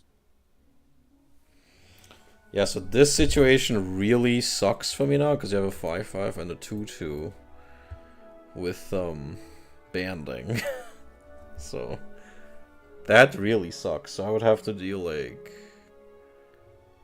at least 5 damage. And you could put it all on the Mesa Pegasus.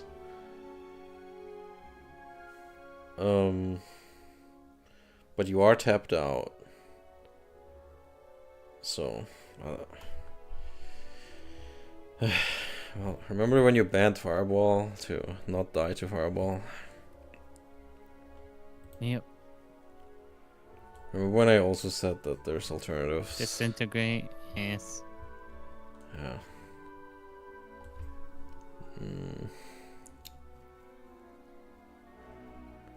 I think this is exact. 1 Black Lotus, 2, 5, 6, 7, 8, 9. Okay, I can do 8.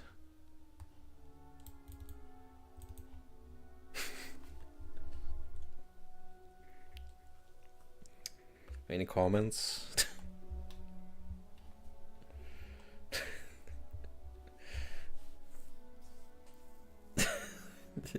No. Okay. I guess that's GG. Well, it's only game 1, right? No, that was 2. Wait, really? Holy shit. Yeah. Oh, I'm sorry. GG.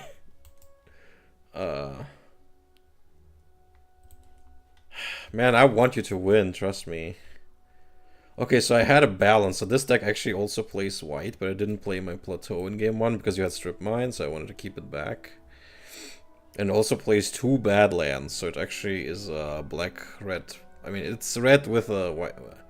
It's red with a black and white splash. White for disenchant and balance, and 1 source to plowshare, so it's kind of anti-productive in a red deck. And the black for demonic tutor and mind twist, and also the gloom. So I really want to fuck over people who try to fuck me with circles of protection, either with disenchant or gloom, or mana barbs. So I have a lot of tools in here against the Heckin' circles. Yeah, but your deck with the Dingus egg is hilarious, but it's only 1 apparently. Also Ankh of Mishra. So you're playing your white deck not really like a white deck, right? Like you're kind of going against, like there's a bit of an internal fight in your deck between what it wants to do. Like swords heals your opponent, right? And you don't have much of a follow-up. I mean, I guess yeah, having creatures up, but you're not playing that many white creatures. Like I guess it's only 1 crusade. Yeah. I mean, it's definitely not... Oh, we have balance too. That's crazy. Oh my god. Okay. Yeah, you have some really strong white cards. I guess I got a bit lucky that I won before you really popped off, because Crusade Sarah with banding is really bad. Like I would be fucked if I couldn't finish it quickly. Yeah, it's a pretty strong deck. You should I wonder how Kieran and Joe would deal with it. Yeah, you definitely are getting better at deck building. Okay. Did you at least have fun? Yeah, even though you keep losing. Yeah. You did say you would enjoy even if you keep losing, so.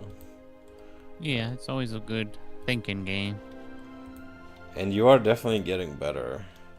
And I've been up to some shenanigans with Tawnos Coffin. That stuff was crazy. This deck was a bit simpler. I rolled Shatter, and I was like, really? I'm literally like, I'm gonna turn the music down a bit.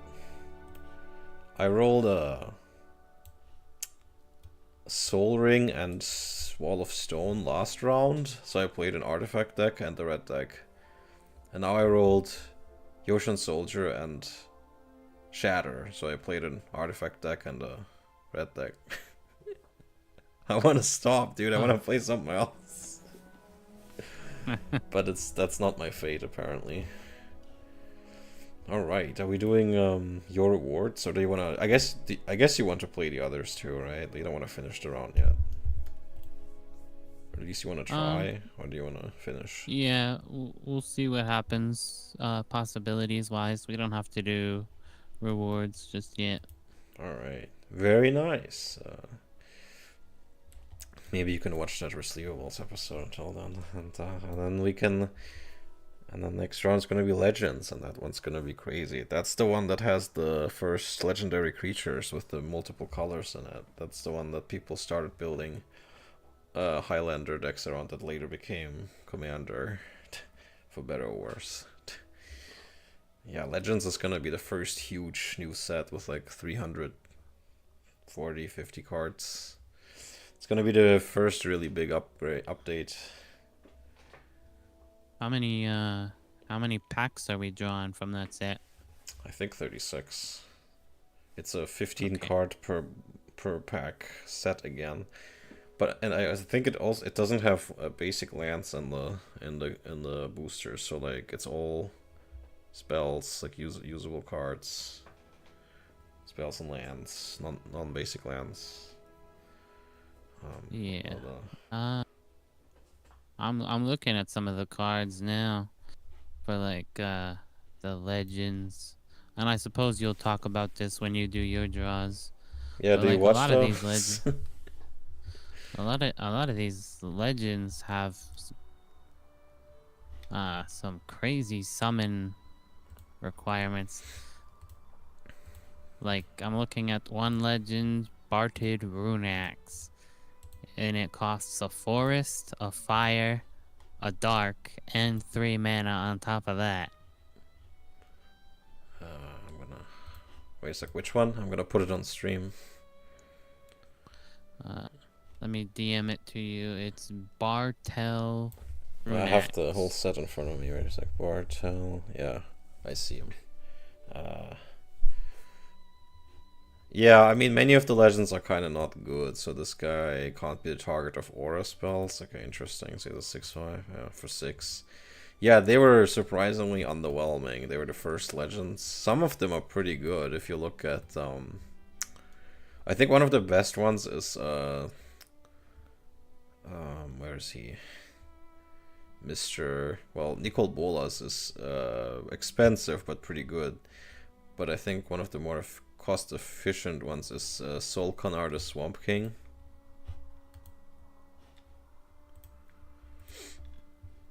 Because it's he's a 5/5 with Swamp Walk and heals you by 1 each time a black spell is cast, and he costs 5. So 5 mana 5/5 with Swamp Walk that heals you, that's actually really strong. I think that's my favorite in the set. The others are very overcosted and usually not worth it. Like, ironically, Legends is not mostly remembered gameplay-wise for its Legends. I mean, it kinda is. Nicol Bolas definitely is, but for competitive play, the impact was more in some other crazy things that were in here. I mean, if you're watching the stream, I could quickly point to some outliers. Are you watching? I am. By the way, Cleanse is also banned because it destroys all black creatures. I mean, this is... I guess. I don't know if... I'm just not gonna comment on that. Divine Offering is pretty nice. It's like a disenchant, but it only can target artifacts, but it also heals you. It's like a crumble, but it heals you instead. But it costs 2. There's Equinox, which prevents land destruction. There is Greater Realm of Preservation, which is like Circle of Protection against black and red, but it costs 2 mana each time. There's Holy Day, which is basically fog, but in white. There's a land tax, so we've talked about it a lot, I think. Have you looked at land tax? Ah, yes, you mentioned that to me before. Yeah, love it or hate it kind of card that makes land destruction really bad. But also maybe makes decks too efficient, like way too consistent, I don't know. Also makes this card worse. Which, you know, people hate this card, so I don't know. Kismet is crazy because it's kind of like a total lockdown with stasis. So that you just lose your fun for the game if Kismet and Stasis are in play. Because Stasis makes nothing untap, and Kismet taps everything that comes into play, but only your opponent's stuff. So extremely nasty, like with evil cards, like Jesus, man. Then there's Moat, which just says creatures without flying can't attack. Like, just that's all. Just all right. Did you have fun playing Magic? Alright, it's time to end. To stop that. That's let's play Moat. Yeah. Presence of the Master is funny. It's a Einstein reference. I mean, it's more than a reference. It's literally just his face. It makes it so, like, you know, since nobody, it's like the atheism card. Like, no enchantments are allowed. I see. Yeah.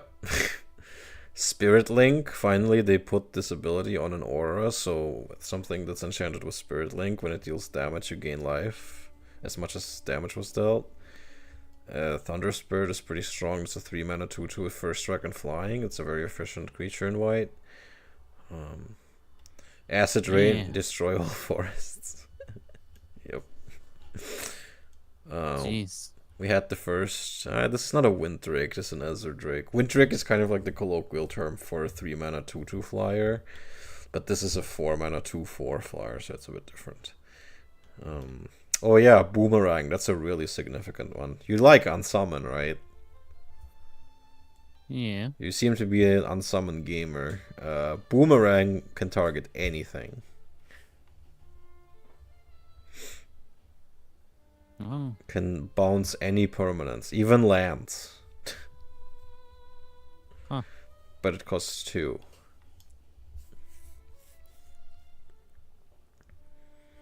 Yeah, extremely nice card. Then there's a Flash Counter, which is a counter spell that only works on instants, but it's decent, I would say. It's like a counter. Yep, you could say that. But I mean, it works on other things as well. Then there's a Force Spike, which is a 1 mana counter spell. Which is Magic Drain. Magic Drain comes a bit lower here. I will mention Mana Drain. No, wait. Magic Drain? What was that? Yeah, from like Yu-Gi-Oh! Where it counters it unless you spend another one. Well, but this is just paying a mana to avoid it. This punishes your opponent for tapping out, right?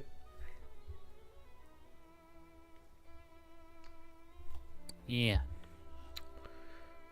In the Eye of Chaos. So this is a world, an enchant world. This is a world enchantment. This is kind of like legendary creatures.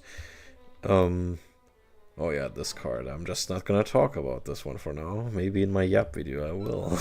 But the art is yeah. We're not gonna mention it right now. Anyway, so world enchantments are interesting because they're kind of like legendary. So the world can only be enchanted by one world enchantment at a time. So if you play a world enchantment, the other world enchantment is removed. Or sacrificed, I guess. And this makes this one makes instants cost double as much. Land check, will you remember that? Yeah, so you confused me because there's an extremely significant card in here called Mana Drain. Do you want to read this? This is the best counterspell of all time. Okay. Let's see. Counters target spell. At the beginning of your next main phase, add X to your mana pool, where X is the casting cost of target spell. Yep. Okay, so you spend 2 water Yeah, 2 blue to mana. gain whatever the cost of the spell is you're countering. Yeah. So the cost is the same as counterspell, like the card counterspell, right? So this is just strictly better. Yeah. Because not only does it counter the spell, it also gives you the mana that it costs. So if you counter a Juggernaut, you gain 4 mana. Wow. This is insane, right? Like, this is the best counterspell of all time. Except, I mean, there's a debate, you could say. I mean, because there's counterspells that cost 0, and those are pretty important. There is an argument to be made between mana drain and the free counterspells. So I have to add that caveat. But when we're talking about counterspells that cost mana, mana drain is the best one of all time. And I don't think there's much of a contest, because it's like just counterspell, but also it gives you mana. That's insane. But back then, something else I should also mention. Back then, you remember there was a mana burn.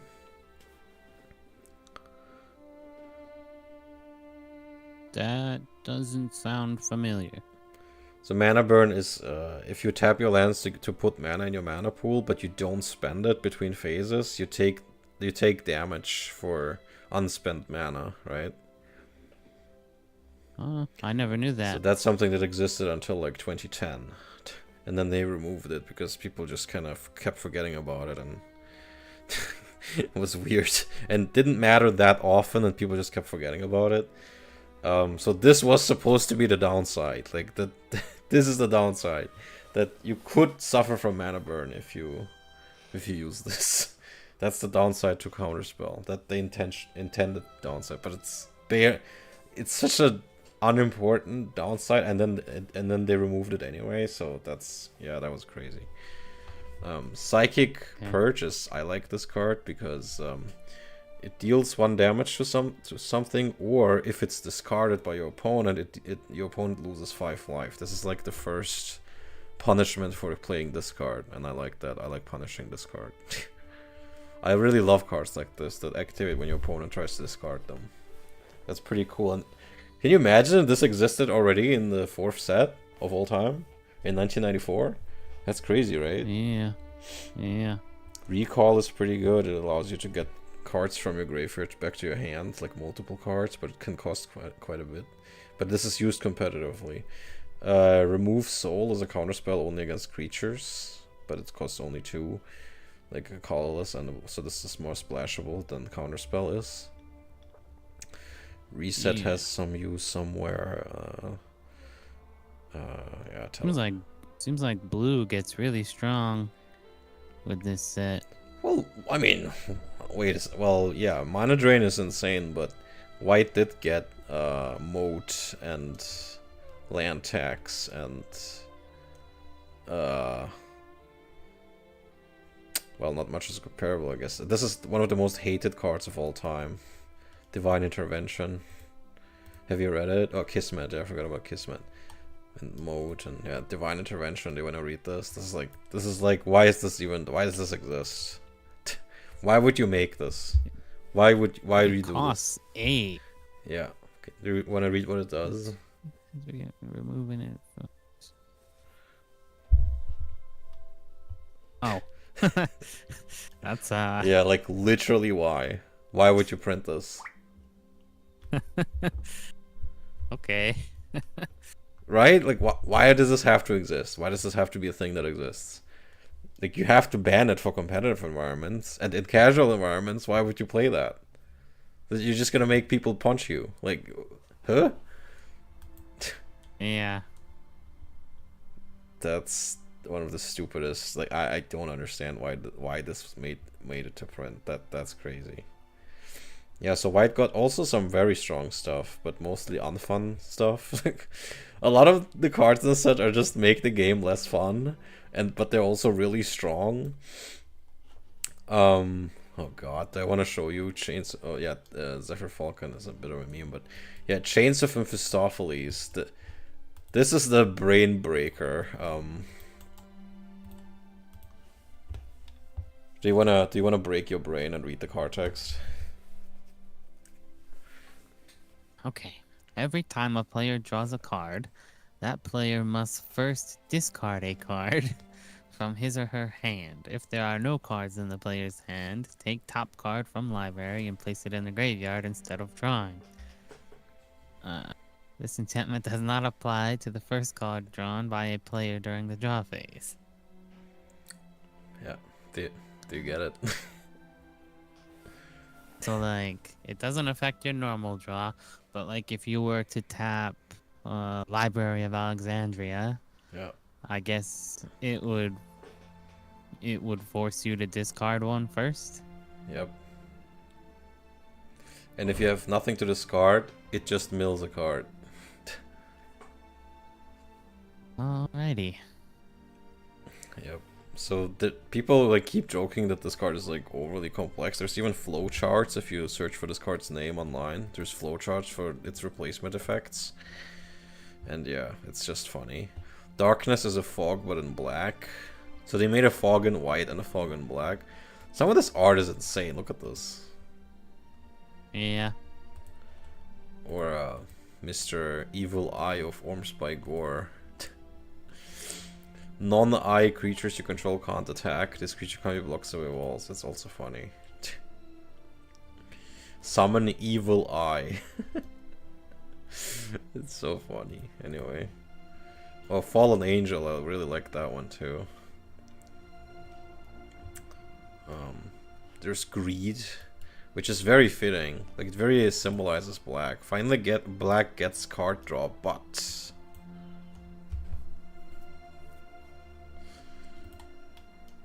Pay 2 life per.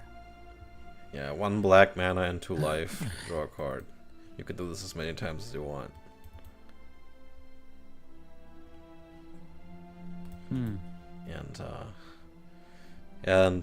Yeah, there's what is this? Imprison. Yeah, this is because of slavery, I guess. It looks you know. Yeah. Mold Demon art is also crazy. They don't do stuff like this anymore. Maybe in Duskmourn a bit, but oh god, Nether Void. This is also one of those. This is a world enchantment. When I read what it does. Whenever a player casts a spell, counter it unless that player pays 3. Yep. Fun, right? Fun game. Yep. God damn. I love Magic the Gathering. This is really one of those cards where, like, yeah, I sure love the. Oh god, and this is gonna make it into my artifact deck if I get it, but it's a rare, and it's also World Enchantment. Do you want to read this one? At the beginning of each player's upkeep, destroy target non-artifact creature that player controls of their choice. It can't be regenerated. Yeah. So this eventually just kills every creature in play, like all the time. It just keeps killing everything. But yeah. non-artifact.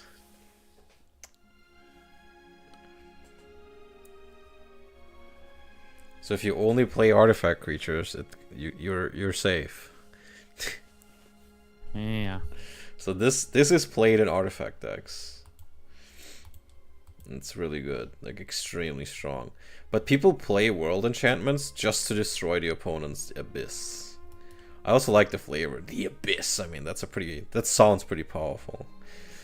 And we have, this is one of Joe's favorites. He loves this card. He plays it whenever he can.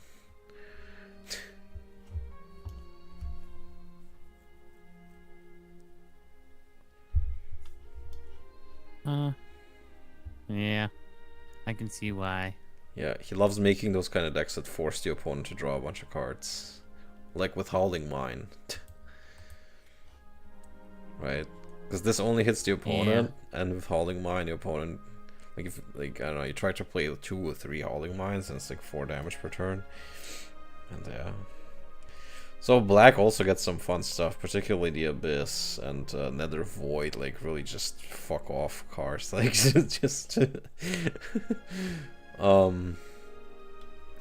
In red we have stuff like Blazing Effigy is funny, but one of the best cards in the set is Chain Lightning. It is a common, just like Lightning Bolt is.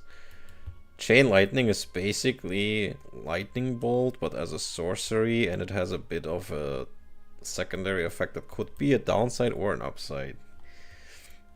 It is a Chain Lightning, right? So your opponent can pay 2 red to copy it. Interesting.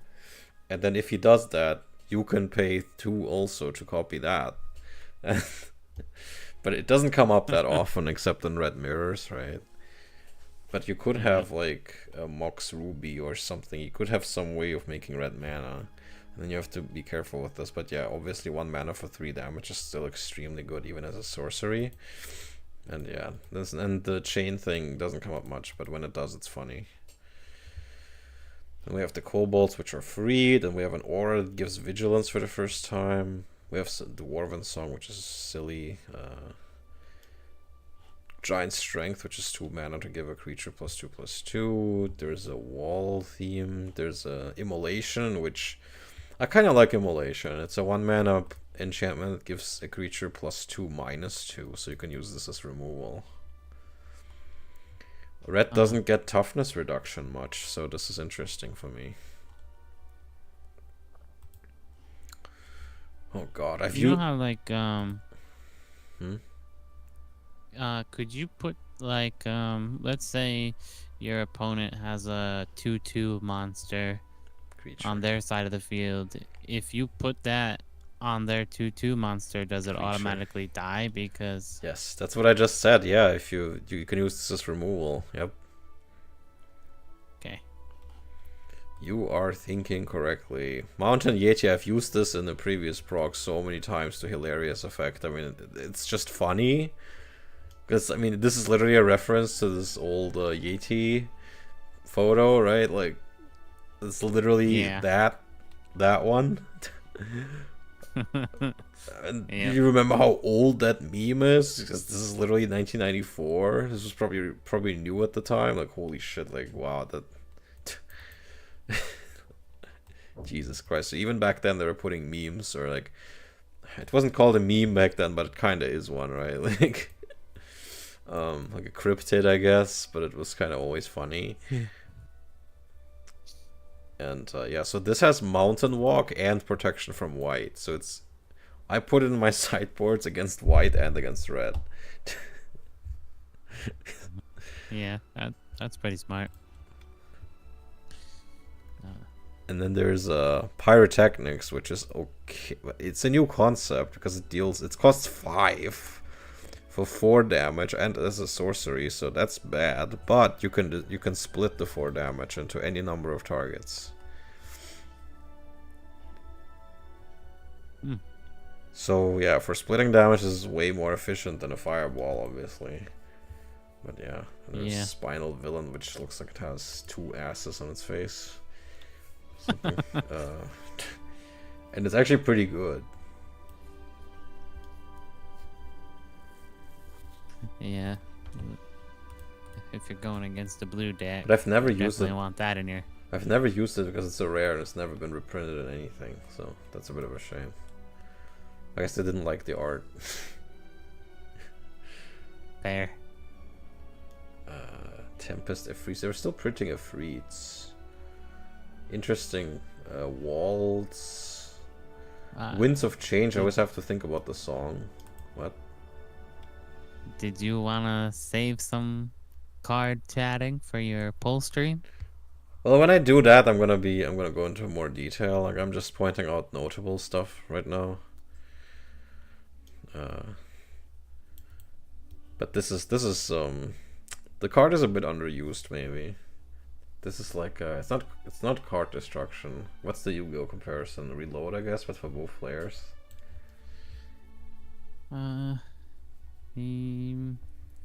Yeah. It's okay. Not as... Acing Leprechaun is funny because he turns things green. Yeah, Arborea. I think that's the most common one I've seen that people play to counter the Abyss. because the green deck is the worst against the Abyss, and because I mean it really wants to keep its creatures, right? So you play Arborea, and then you also save for a bit.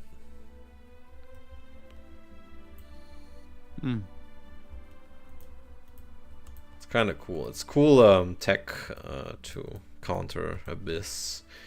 Then there's a Void Fate, which is pretty cool. I like it.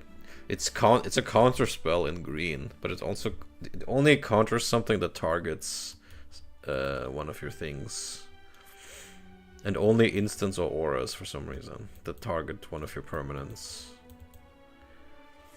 But still, a 1-mana counter spell in green, and people usually don't see it coming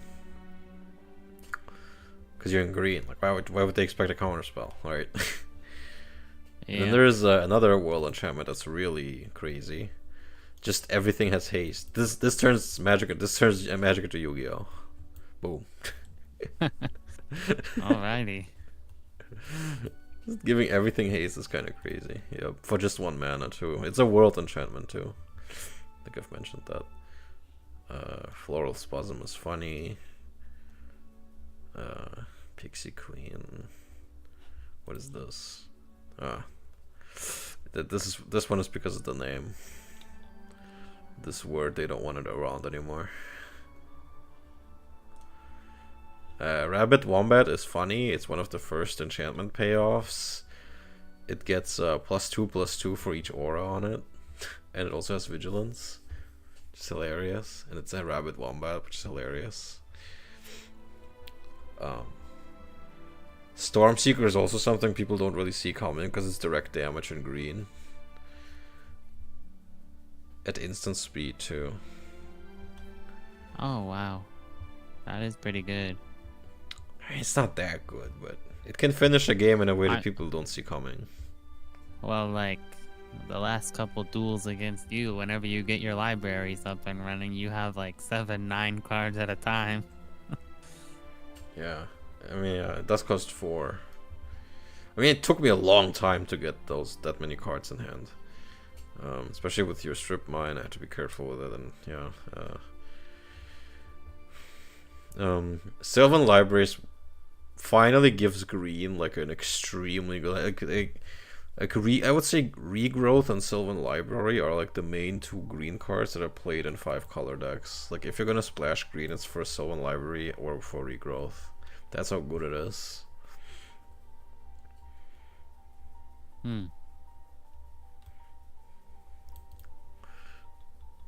It's also a bit complex.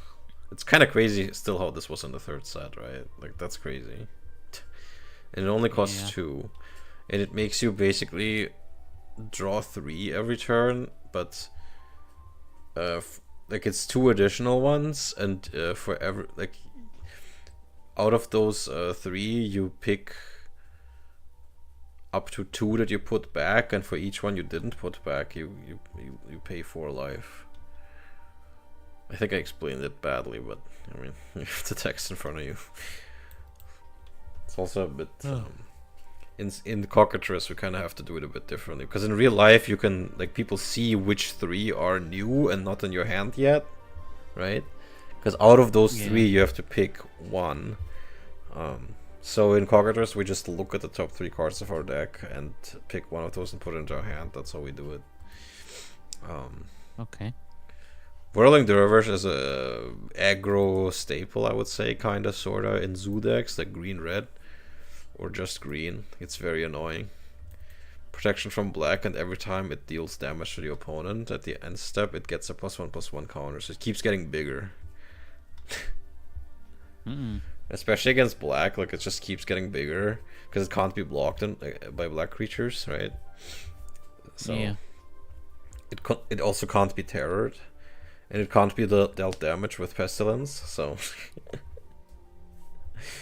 and you can't target it with Drain Life, so black decks can't really do much. It just keeps coming at you, and just, what do you do? What do you do? What can a black deck do against Whirling Dervish at this time? Can I think of anything? Like mono black? You'd need to have like No. mass removal that doesn't deal damage. Does black have something like that at this point? I don't think it does. I'm not sure. Yeah, so I guess you'd have to rely on artifacts or something.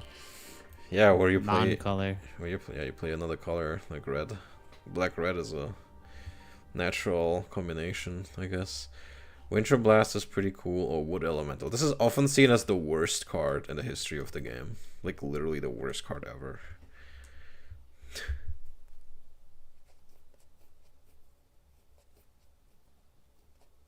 It's still 17, like $18. That's crazy. Maybe because of its infamy. I don't know. Yeah, I don't see why you would ever play that. The fact that you can only sacrifice untapped forests. So you have to pay 4 and then still have enough untapped forest for this to make sense. Right? Like, yeah. bro, that's insanely bad. So you'd need like 8 forests in play or something for this to be a 4/4. You need to sacrifice 4 forests to do it. It's so fucking bad. Yeah, that's hot trash. And then yeah, I mean, and then the legends. I mean, I've seen people play Arcades, Boris. We can start playing Commander if we can figure out a time slot, because we finally have legendary creatures. So this is a possibility now, technically. Yeah, I really like. Yeah, you have the 5 Elder Dragons. I really like Soul Crown the Swamp King, though. This guy is awesome. Tetsuo Umezawa is in here.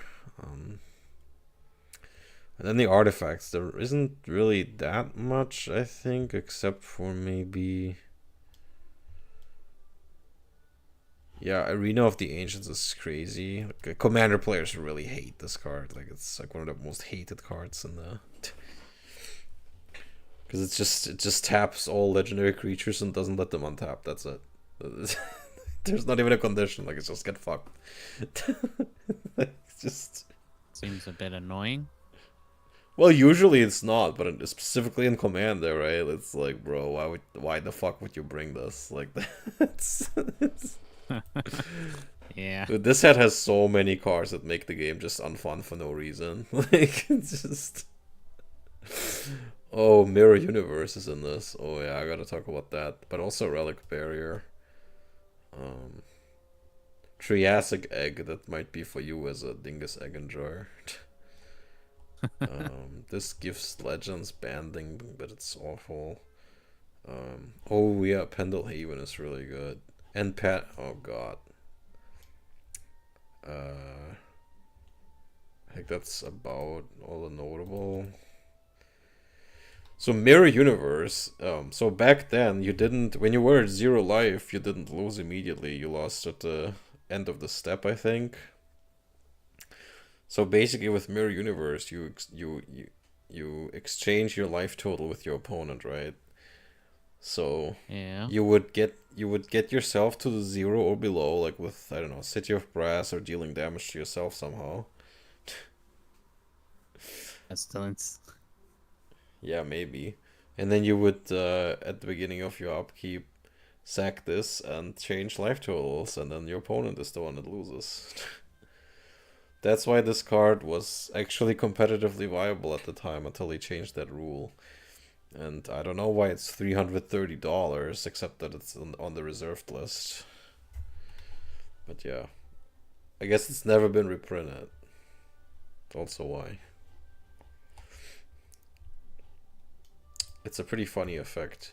Relic Barrier taps artifacts, which, you know, that's just funny. Back then this was much stronger, because if continuous artifacts were tapped, they would turn off. So like Ivory Tower, if you tap that, I would stop healing. You could just turn artifacts off like this, but it's still good though, even if it doesn't do that. Like, tapping artifacts is pretty strong. It can tap Icy Manipulators, it can tap Juggernauts, it can tap artifact walls or whatever. There's a lot of artifacts that you want to tap. But don't Uh, if you have to tap it during your turn, or you No, can tap it anytime. no, like I said, if in Magic it's the opposite of Yu-Gi-Oh! If it doesn't say that you can only use it at sorcery speed, it's instant speed. Any ability. Okay. Everything is instant speed unless it says that it's not. It's the opposite of Yu-Gi-Oh! Which has to say that it's a quick action. Or quick effect or whatever. Which Okay. is ironic, isn't it? Because you kind of perceive Yu-Gi-Oh! As the faster game, right? Yeah. But yeah, Magic is the more interactive one, I would say then.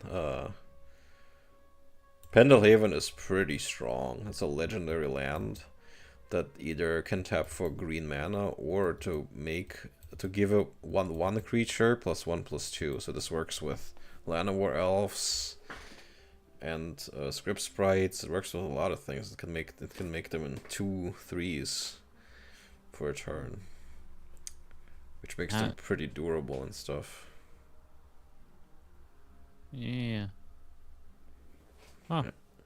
Yeah, I've used Pendelhaven a lot in the previous prog, and other people have too. It's pretty strong. Like if your script sprite is just a 2/3 every turn, it's pretty strong. But it is a legendary land, so you can't play more than one of these on the field. Which would be pretty good. Yeah. Tabernacle. This is almost $3,000. And why? Because of Commander. And it's on the reserved list. Jeez. Another one that makes it a bit annoying. Yep, this makes all creatures have a 1-mana tax. It doesn't even tap for mana, that's all it does. It's like a free enchantment that just makes every creature have a tax, or it just dies. Yep, this is $3,000. It's never been reprinted, is on the reserve list, and Commander players really want it.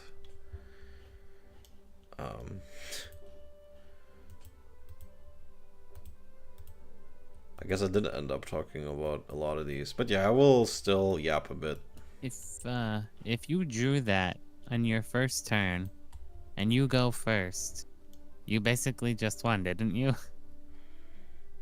Why? Because your opponent can only play one land per turn, and now they have a 1 land tax, so they can't summon. Cost. You're using Yu-Gi-Oh terms again. Anyway, but if you play that as your first land, that's your only land. So you're not playing anything else, and then your opponent, I guess, plays 1 land, and then it's your turn. You play your first mana producing land and probably nothing else, and then your opponent has 2. Maybe he plays his first 1-drop. I mean, yeah, it becomes a slower game. Like, but there's many decks that barely or don't at all use creatures, so which yeah, I understand is rare in Yu-Gi-Oh, but actually Magic, like old Magic, doesn't play many creatures. Also imagine most of your creature damage in your deck is Mishra's Factory. Yeah. Another reason why Mishra's Factory is so good, like it can't be countered, and it's not it's not a creature during the upkeep, so and it's not a creature on your opponent's turn, so they can't use any sorceries to get rid of it, unless for some reason they force you to make it a creature on their turn, but usually that doesn't happen. I was actually thinking about it when you strip my Mishra's Factory, whether I should animate it and then sack it for the Sage of Latnam, but I needed 1 mana open for something. I don't remember the situation exactly, but that's what I was thinking about.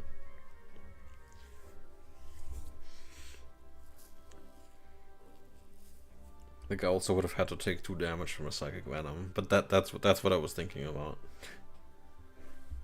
Yeah. Whether I animate and sack it.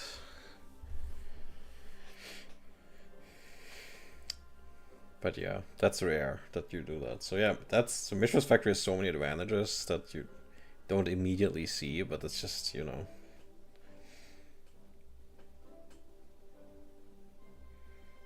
So yeah, I guess we have Yu-Gi-Oh ready, so next time we probably play that, right? Yeah. I got some tricks up my sleeve for that. Yeah, we're not doing rewards yet. I mean, the things that change until next time are that Mishra's Workshop gets restricted. And, let's see, so revised, and then legends, and then we get our first promo, which is this Lanatni Dragon. This is the new art. This is what it looked like back then.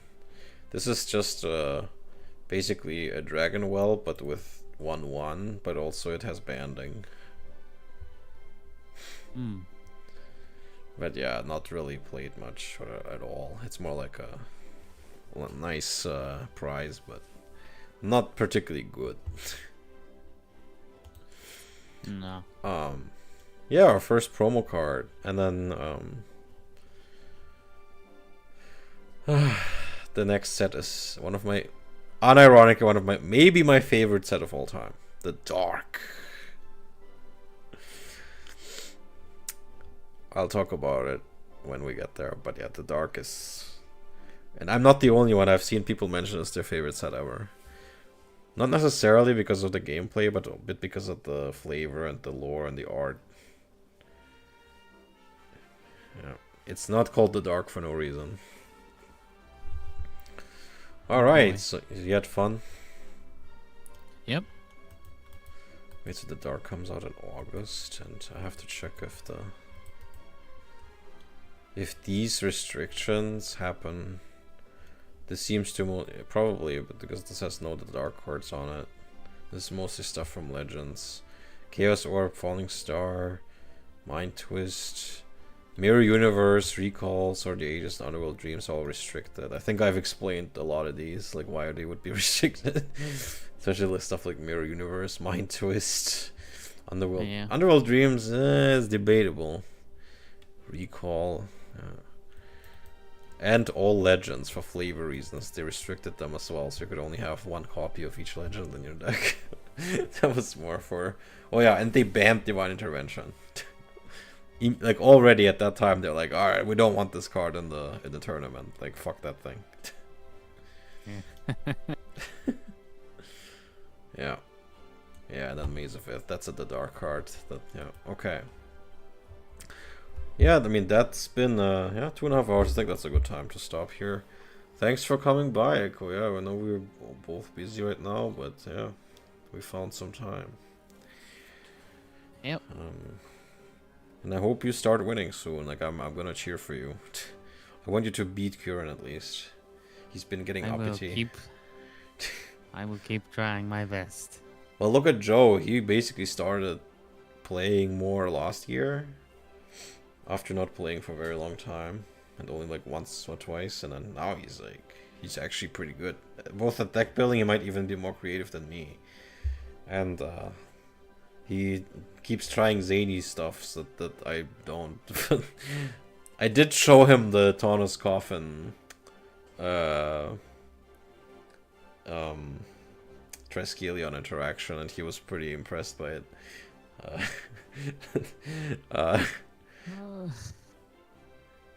And oh, and by the way, I didn't do this. I didn't mention it, but there's another thing that you can do with Taunus Coffin. If you tap it and exile something, that ability of exiling something is on the stack, right? Are you following? Yeah. And then while that's on the stack, you can sacrifice Taunus Coffin for like a different effect. Like let's say Sage of Lat now. Like I would sacrifice it. And then ability that removes that brings the creature back from exile into play goes on top of the stack and then tries to resolve, but it has no target because nothing's exiled yet, right? Okay. And then the effect where you draw a card for Sage of Light and whatever resolves, and then the ability where it exiles something, right? So Okay. bottom line, you can exile something forever with this. Because the ability to try to return it already resolved and fizzled. And at that point, the coffin isn't in play anymore to trigger it again. So the creature just doesn't come back. You can exile something permanently with it by messing with the stack. So basically by targeting something and then destroying the coffin somehow. And then the creature just can't come back. Like the coffin's just gone. But it's still getting exiled. So you figured out how to make a 7-cost Swords to Plowshares. I mean, I guess, but that's just one of the many uses it has, right? Impressive brain games. I mean, yeah, if you put it that way, yeah, of course it doesn't sound great, but I mean, first of all, it's in any colors, right? It doesn't have to be white. Second, that's just something I would do out of desperation. Like if I had to exile something permanently, then I would do that. Yeah. But yeah, it's funny how you tried to play the old man against me. But I didn't really have like a creature heavy deck except for some of the artifacts. But I mean, yeah, I mean, would I really be that upset if you stole like a Sage or a Brass Man or a Yoshin Soldier? It's not really that kind of deck. Unfortunate a bit. And I drew into the Triskelion and could do direct damage, so that's a bit unlucky. But I mean, I had to be careful how I did it so you don't steal my Triskelion, but you know, because I had 2 old men, that made it a bit annoying, but you didn't know about that, so yeah. But yeah, pretty cool blue mirror. Now you've played that. I think you're getting a sense for how different the colors play.